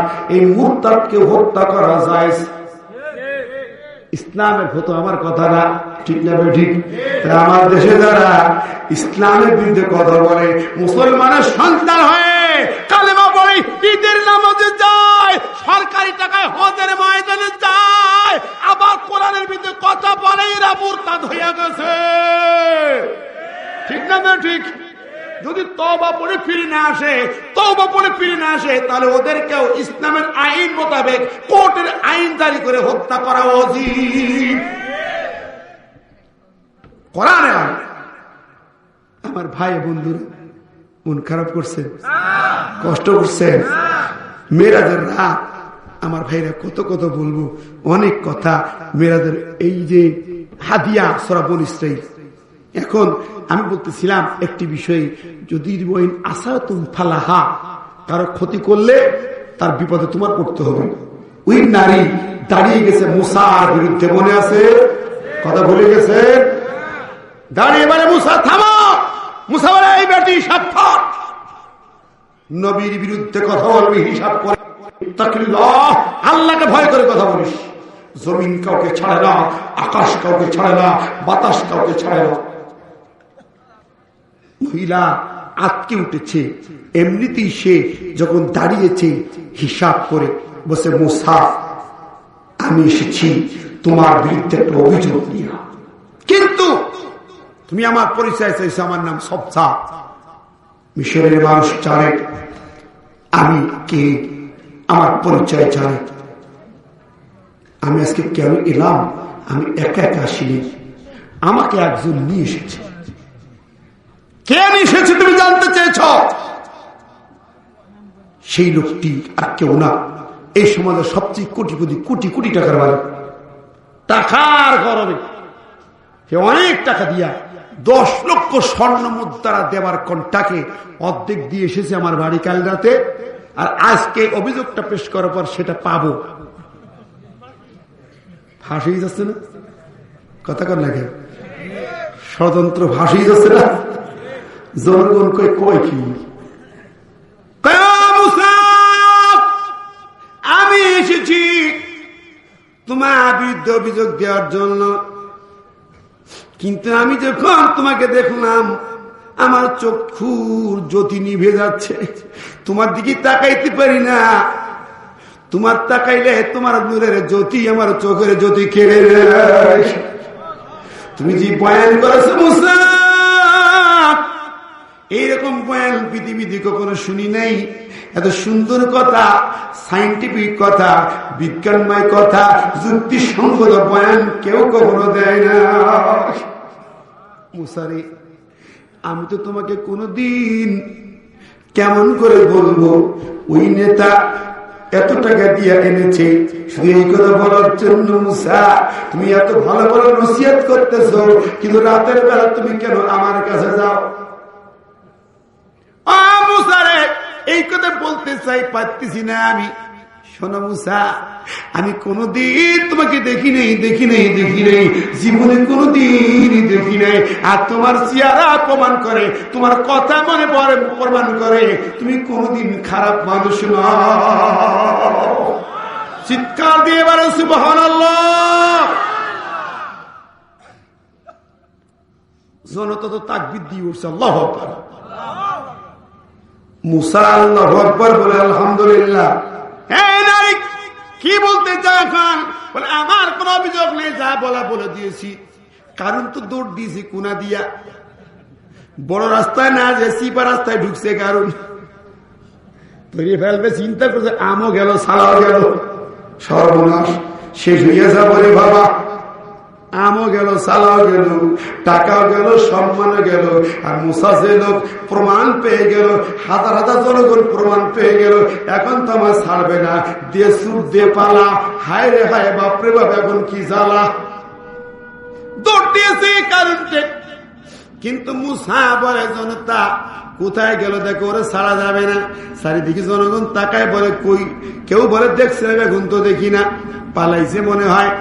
হযরতে মুসা আল্লাহকে আল্লাহ বহুত যন্ত্রণা সহ্য করেছি, এই জনতার সামনে তোর নবীকে অপমান করেছে, এই যন্ত্রণা সহ্য করার মতন আল্লাহ তুমি তো আরশে আজিমের মালিক, তামাম জানের মালিক, জমিন কি তুমি অর্ডার দাও, কোথায় আছে পাকড়াও করো, ইয়া আরদু খুদি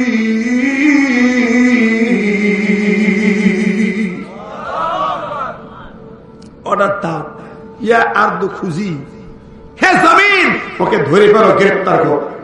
এই শব্দটা 3 বার উচ্চারিত হল, কিছুক্ষণ পর পর 3 বার। প্রথমবার অর্ডার যখন হলো, ইয়া আরদু খুজি, কারণ যে পর্যন্ত গিয়েছিল ওই জায়গায় দাঁড়ায় গেল, আর পা তুলতে পারে না, ওই মুহূর্তে ওই জায়গায় ইয়া আরদু খুজি আওয়াজটা জমিনে পৌঁছানোর সাথে সাথে ওই কারোর হাঁটু পর্যন্ত মাটির নিচে ডেবে গেছে। সুবহানাল্লাহ কর, আরো জোরে কর।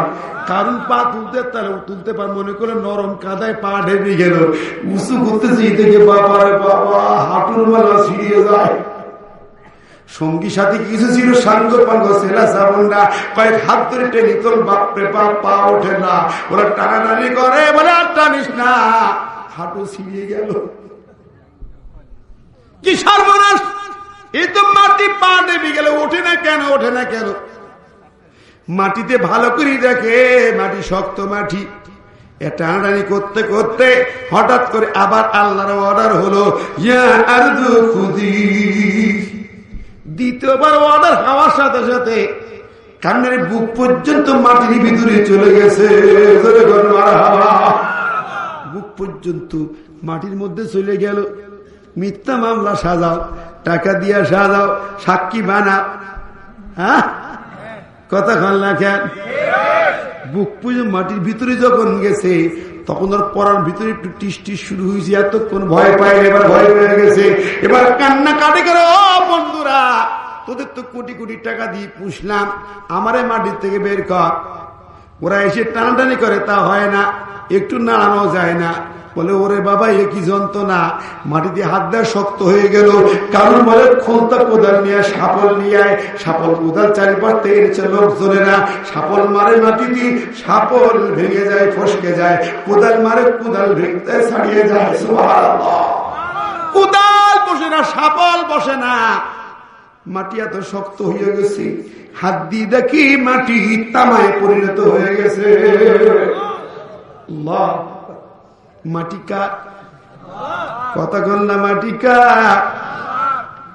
আল্লাহর গজব আইছে, এখন আর উপায় নেই, আল্লাহর অর্ডার। এই মাটির পরে আল্লাহ বলছেন, মাটির পরে গর্ব করে বেড়ায় না, দাপট দেখায় না, ক্ষমতার বাহাদুরি দেখায় না, কাউকে অন্যায় ভাবে মিথ্যা মামলা দিয়ে ফাঁসাইয়া হত্যা করো না। এখন কারণ বিপদে পড়ে গেছি, বুক পর্যন্ত মাটির তলায়। বলে ও বন্ধুরে, জনগণ রে, আমার সম্পদের অর্ধেক তোদের দিয়ে দিলাম, মাটির দিকে উঠে আনে। চেষ্টা করে হলো না, বলে হবে না, হবে না, কি দেবো আর? বলে সব সম্পদ দিলাম, দুনিয়ার সম্পদ সব দিয়ে দিলাম, তোরা আমাকে মাটির দিকে উঠে আনে। আমার ভয় করতেছে, কারণ মাটিতে হাত দিয়ে নিচে ধুলো বাড়ি নেই, সব তামা হয়ে গেছে। আল্লাহ, মাটি কাক, মাটির নিচে যাওয়া লাগবে কি লাগবে না? জোরে করে লাগবে কি লাগবে না? বন্ধুরি, আজকের যারা দুনিয়ার মাঝে বাহাদুরি দেখা শুনিয়া বাস্তব বড় শুনে নাও, শিক্ষা নিয়ে উপায় নাই, রেহাই পাবা না। এই কিছুক্ষণের ভিতরে কারুল কাঁদতেছে, সম্পদ সব লোকজনকে দিতে যায়, তাও হয় না। 3 নম্বরে আল্লাহর অর্ডার হলো, ইয়া আরদু খুদি। তৃতীয়বার অর্ডার হওয়ার সঙ্গে সঙ্গে জমিনের ভিতরে কারণ চলে গেছে। আল্লাহ, ফিরাউন গেল সাগরের পানিতে, কারণ গেল মাটির নিচে। তাহলে ওই পানি আল্লাহর সেনাবাহিনী, মাটি আল্লাহর সেনাবাহিনী, বাতাস আল্লাহর সেনাবাহিনী। ও দাপটধারী নেতা, তুই পালাবা কোথায়? ক্ষমতার দাপট দেখা, আলম থেকে ধরে ধরে মারো। সত্য কথা বললে মিথ্যা মামলার জেলখানে ঢুকা, রেহাই পাইবা না। জমিন কাউকে ছাড়বে না, আকাশ কাউকে ছাড়বে না, চিরকাল কেউ ক্ষমতার মধ্যে পড়ে থাকতে পারবে না। ফিরাউনের পতন হয়েছে, নমরুদের পতন হয়েছে, সাদ্দাদের পতন হয়েছে, আবু জেহেলের পতন হয়েছে। এই জমিনে তোমাদের পতন হবে, রেহাই কেউ পাইবে না।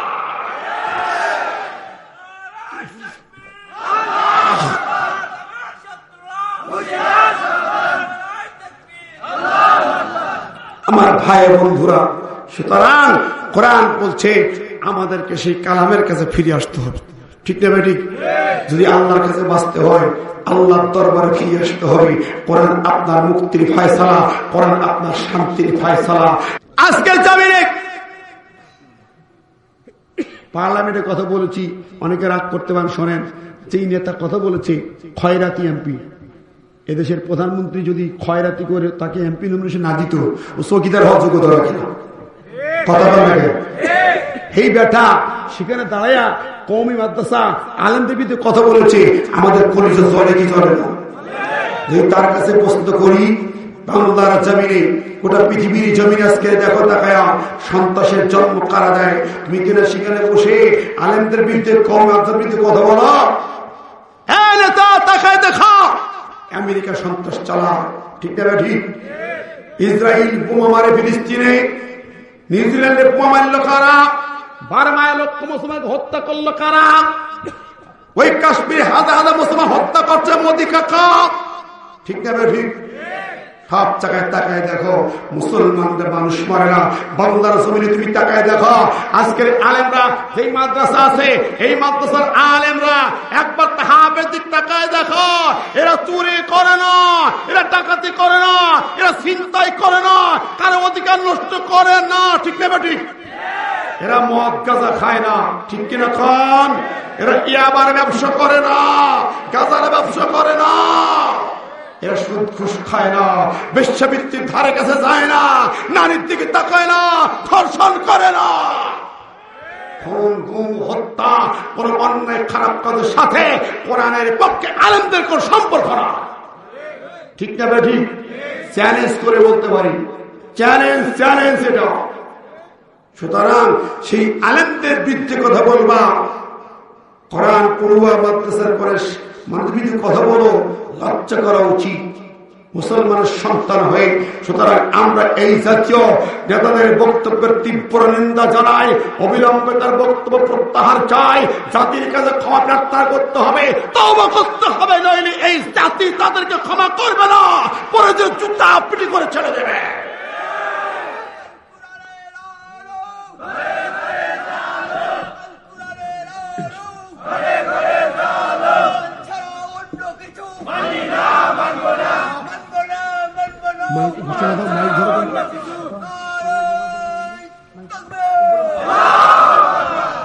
আমার ভাই বন্ধুরা, আরো দুইটা তিনটা কথা ছিল বলা হয়নি, সেটা হলো ওয়াতিজাল কুরবা হাক্কাহু, নিকট আত্মীয়দের হক আদায় করতে হবে, মিসকিনদেরকে দেখতে হবে, মুসাফিরদের সাহায্য করতে হবে, এবং অপচয় করা যাবে। 14 নম্বর মধ্যে আরেকটা হচ্ছে, তোমার রিজিকের ভয়ে সন্তান হত্যা করো না। সাবধান, আল্লাহ হিদায়াত নসিব করুক। জোরে বলেন আমিন। আপনাদের সামনে যে কথাগুলো বলছি, 14 দফার আরেকটি দফা বাকি রয়েছে, সেটা হলো একটি দফা, ওয়ালা তাকফু মা লাইসা লাকা বিইলম ইন্নাস সামআ ওয়াল বাসারা ওয়াল ফুআদা কুল্লু উলাইকা কানা আনহু মাসউলা। সূরা মুনিসের আয়াত। তোমার যে বিষয়ে জ্ঞান নাই সেই বিষয়ে তুমি পিছনে রেখো না, কিয়ামতে আমরা তোমার জবাব দিতে হবে। ঠিক না? ঠিক। এই যে আজকাল অনেকে উল্টা পাল্টা ওয়াজও করতেছে, উল্টা পাল্টা বয়ান করে, আল্লাহ তাদের হিদায়াত নসিব করুন। আমার ভাই, আপনার উঠছেন না, উঠেন না দয়া করে। এই যে 14টি দফা এবং কোরআনের মূল দফা হলো অকুল জাহাল হক ওয়া জাহাকাল বাতিল, সত্য সমাগত মিথ্যা বিতাড়িত। সারা পৃথিবীর 57টা মুসলিম দেশ ওয়াইসি সম্মেলন করেছে, পরিষ্কার বলে দিয়েছে, নিউজিল্যান্ডে মসজিদে হামলার বিচার হতে হবে, লন্ডনে মসজিদে হামলার বিচার হতে হবে, মুসলিম হত্যা যেখানে হবে সেখানে মুসলমান রুখে দাঁড়াবে। ঠিক না? ঠিক। সারা বিশ্বে মুসলমান এক হবে, এবং জিহাদের যদি ডাক দেওয়া হয়, ইহুদি নাসরা বেদিনদের মোকাবেলায় বুকের তাজা রক্ত নিয়ে সেই জিহাদের মাঠে হাজির হতে হবে। রাজি আছেন কারা কারা? শেষবার 2 হাত তুলে দেখা।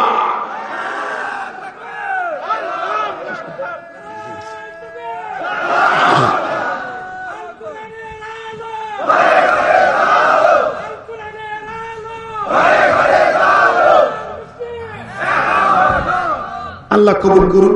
ভাইরা আমার একটু বসবেন। এই মুহূর্তে এই মাদ্রাসার ফসল দেখবে, ফসল কোরআনে হাফেজের মাথায় পাগড়ি পরানো কয়জন? 3 জন ছেলে। সামনে বাবা, সামনে। আল্লাহু আকবার। 3টি কোরআনে হাফেজ, এদের সার্টিফিকেট দেবে একটা করে পাগড়ি। আর কি নেই কোন চাকরি, মাথায় দেবো পাগড়ি, নেই কোন চাকরি। যারা পড়াবে হাট্টিমা টিমটি, তাদের খাওয়া দুটো সিং, তাদের চাকরি ডবল। যারা আলিফ লাম মিম, ঠিক না? ঠিক। অনেক অফিসার আছে, বেশি আমার মনে মনে মাইন্ড করতে পারে, মাইন্ড করেন না ভাই। আপনাদের মাধ্যমে আমি শিমুল ভাইয়ের কাছে, মাননীয় এমপি মহোদয়, প্রভাবশালী এমপি, জাতীয় সংসদে একটা দাবি পেশ করে দেখেন। কোরআন হাফেজ পৃথিবীর সবচেয়ে সাইন্টিফিক কিতাব কোরআন। সব বিজ্ঞানী বলছে there is not a single verse in the holy Quran which is assailable from the scientific point of view. কোরআন হচ্ছে সবচেয়ে সাইন্টিফিক কিতাব। আল্লাহু আকবার। এই বিজ্ঞানময় গোটা কিতাব মুখস্থ রাখা পৃথিবীর কোন মানুষের পক্ষে সহজে সম্ভব? আল্লাহর একান্ত দয়া, আল্লাহর অনুগ্রহে যারা এই কোরআনটাকে মুখস্থ রেখেছে, এদেরকে একটা চাকরি ব্যবস্থা করা উচিত না? কথা বলেন, জোরে বলেন। ওরে প্রাইমারি স্কুলে মেট্রিক কোন মতে পাস করেছে, লেডিসদের চাকরি দিছ, এদেরকে একটা চাকরি দাও। এরা কোরআন শিখাবে, একটা সাবজেক্ট দিতে হবে কোরআন। প্রাইমারি কোরআন সাবজেক্ট হবে, হাফেজরা পড়াবে। বাংলাদেশের এমপি মহোদয়কে দিয়া, আমার চেয়ারম্যান ভাইকে দিয়ে বলবো, আমার ভাই শিমুল ভাই যেন পার্লামেন্টে প্রধানমন্ত্রীকে দাবি করে হাফেজদেরকে প্রাইমারি স্কুলে চাকরি দিতে হবে। اللهم آمين. شوي بشر اللهم آمين. ربنا ظلمنا أنفسنا وإن لم تغفر لنا وترحمنا لنكونن من الخاسرين. ربنا لا تزغ قلوبنا بعد إذ هديتنا وهب لنا من لدنك رحمة إنك أنت الوهاب. আল্লাহ পাকপুর থেকে বেরিয়ে তুমি মহিয়ান, তুমি গরিয়ান, তুমি সর্বশক্তিমান দাতা, দয়ালু মেহেরবান। মেহেরবানি করে তুমি আমাদের কবুল করে দাও, আমাদের জীবনের সমস্ত গুনাহ মাফ করে দাও। আল্লাহ মাদ্রাসার ময়দানে যে মাহফিল হয়েছে সন্ধ্যা থেকে পর্যন্ত বয়ান হয়েছে, ভৌতুরে মাফ করে দাও। তামাম হাদিয়া সব সোনার মদিনায় নবীজির রোজে আমাদের সালামটুকু পৌঁছে দাও। আল্লাহ গহীন অন্ধকার কবরে আমাদের পিতা মাতা আপনজন যারা ঘুমিয়ে গেছেন তাদের মাফ করে দাও। আমাদের আব্বা মা বন্ধু সবাইকে মাফ করে দাও। ওই কবরগুলোকে জান্নাতের টুকরা বানিয়ে দাও। সন্তান যদি বুকের চামড়া কেটে মায়ের জন্য একটা স্যান্ডেল বানিয়ে দেয়, তো মা জরুরি 1 ফুটা দুধ খাওয়া জিনিস হবে না। মালিক সেই মাকে মাফ করে দাও। আব্বা আমার কবরকে জান্নাতের নূর দিয়ে মুনাব্বর করে দাও। এই দুর্লভপুর গ্রামের মাটির নিচে যত বান্দা বান্দি ঘুমিয়ে গেছেন, মৌলানা সাহেবের দাদা যান, তারা থেকে এই মাদ্রাসা প্রতিষ্ঠা করেছেন, কোরআনের এই প্রতিষ্ঠানকে সুন্দর করে গড়ে তুলেছেন। তাদের অনেকে হয়তো দুনিয়াতে নাই, মাটির নিচে ঘুমিয়ে গেছেন। আল্লাহ কোরআনের দ্বীনি প্রতিষ্ঠান গড়ার ওসিলায় তুমি তাদের মাফ করে দাও, তাদের কবরগুলো কি জান্নাতের টুকরা বানিয়ে দাও। রব্বিরহামহুমা কামা রাব্বায়ানি সগীরা, রব্বিরহামহুমা কামা রাব্বায়ানি সগীরা।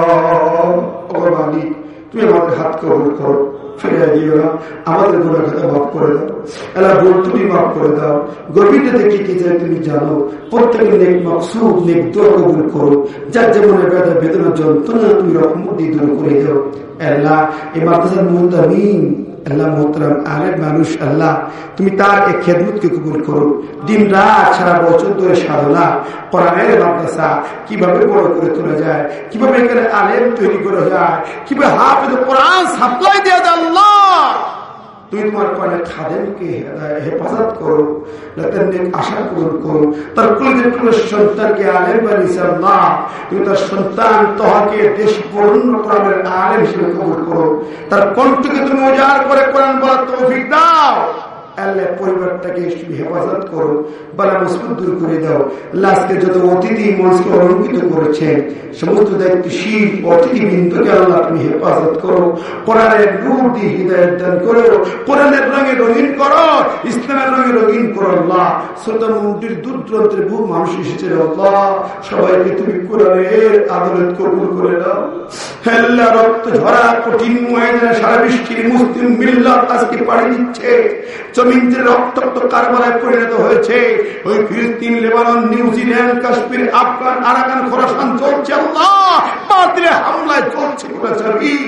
আল্লাহ তুমি আমাদের ঐক্যবদ্ধ করে দাও আল্লাহ, তুমি আমাদেরকে এক করে দাও, ভেদাভেদ ভুলে দাও, সব আলেমদেরকে ঐক্যবদ্ধ করে তাদের মোকাবেলা হওয়ার তৌফিক দান করে দাও। আজকে আমাদের জমিনের সমস্ত আলেমদেরকে এক করে দাও, একটি আওয়াজ দাও, কোন ভেদাভেদ নয়, মত পার্থক্য নয়, কোরআনের সমাচার। আল্লাহ তুমি আমাদেরকে কবুল করো আল্লাহ, তুমি মাদ্রাসাকে কিয়ামত পর্যন্ত কবুল করো। যারা আজকে হাফেজ হয়েছে তাদেরকে বড় আলেম বানায় দাও, কোরআনের কথা বলার তৌফিক দিও আল্লাহ। তুমি আমাদেরকে মৌত পর্যন্ত এই কণ্ঠটাকে কোরআনের রঙে ঢঙে কথা বলার, চলার, আমল করার তৌফিক দিয়ে দাও। سبحان ربك رب العزة عما يصفون وسلام على المرسلين والحمد لله رب العالمين لا إله إلا الله محمد رسول الله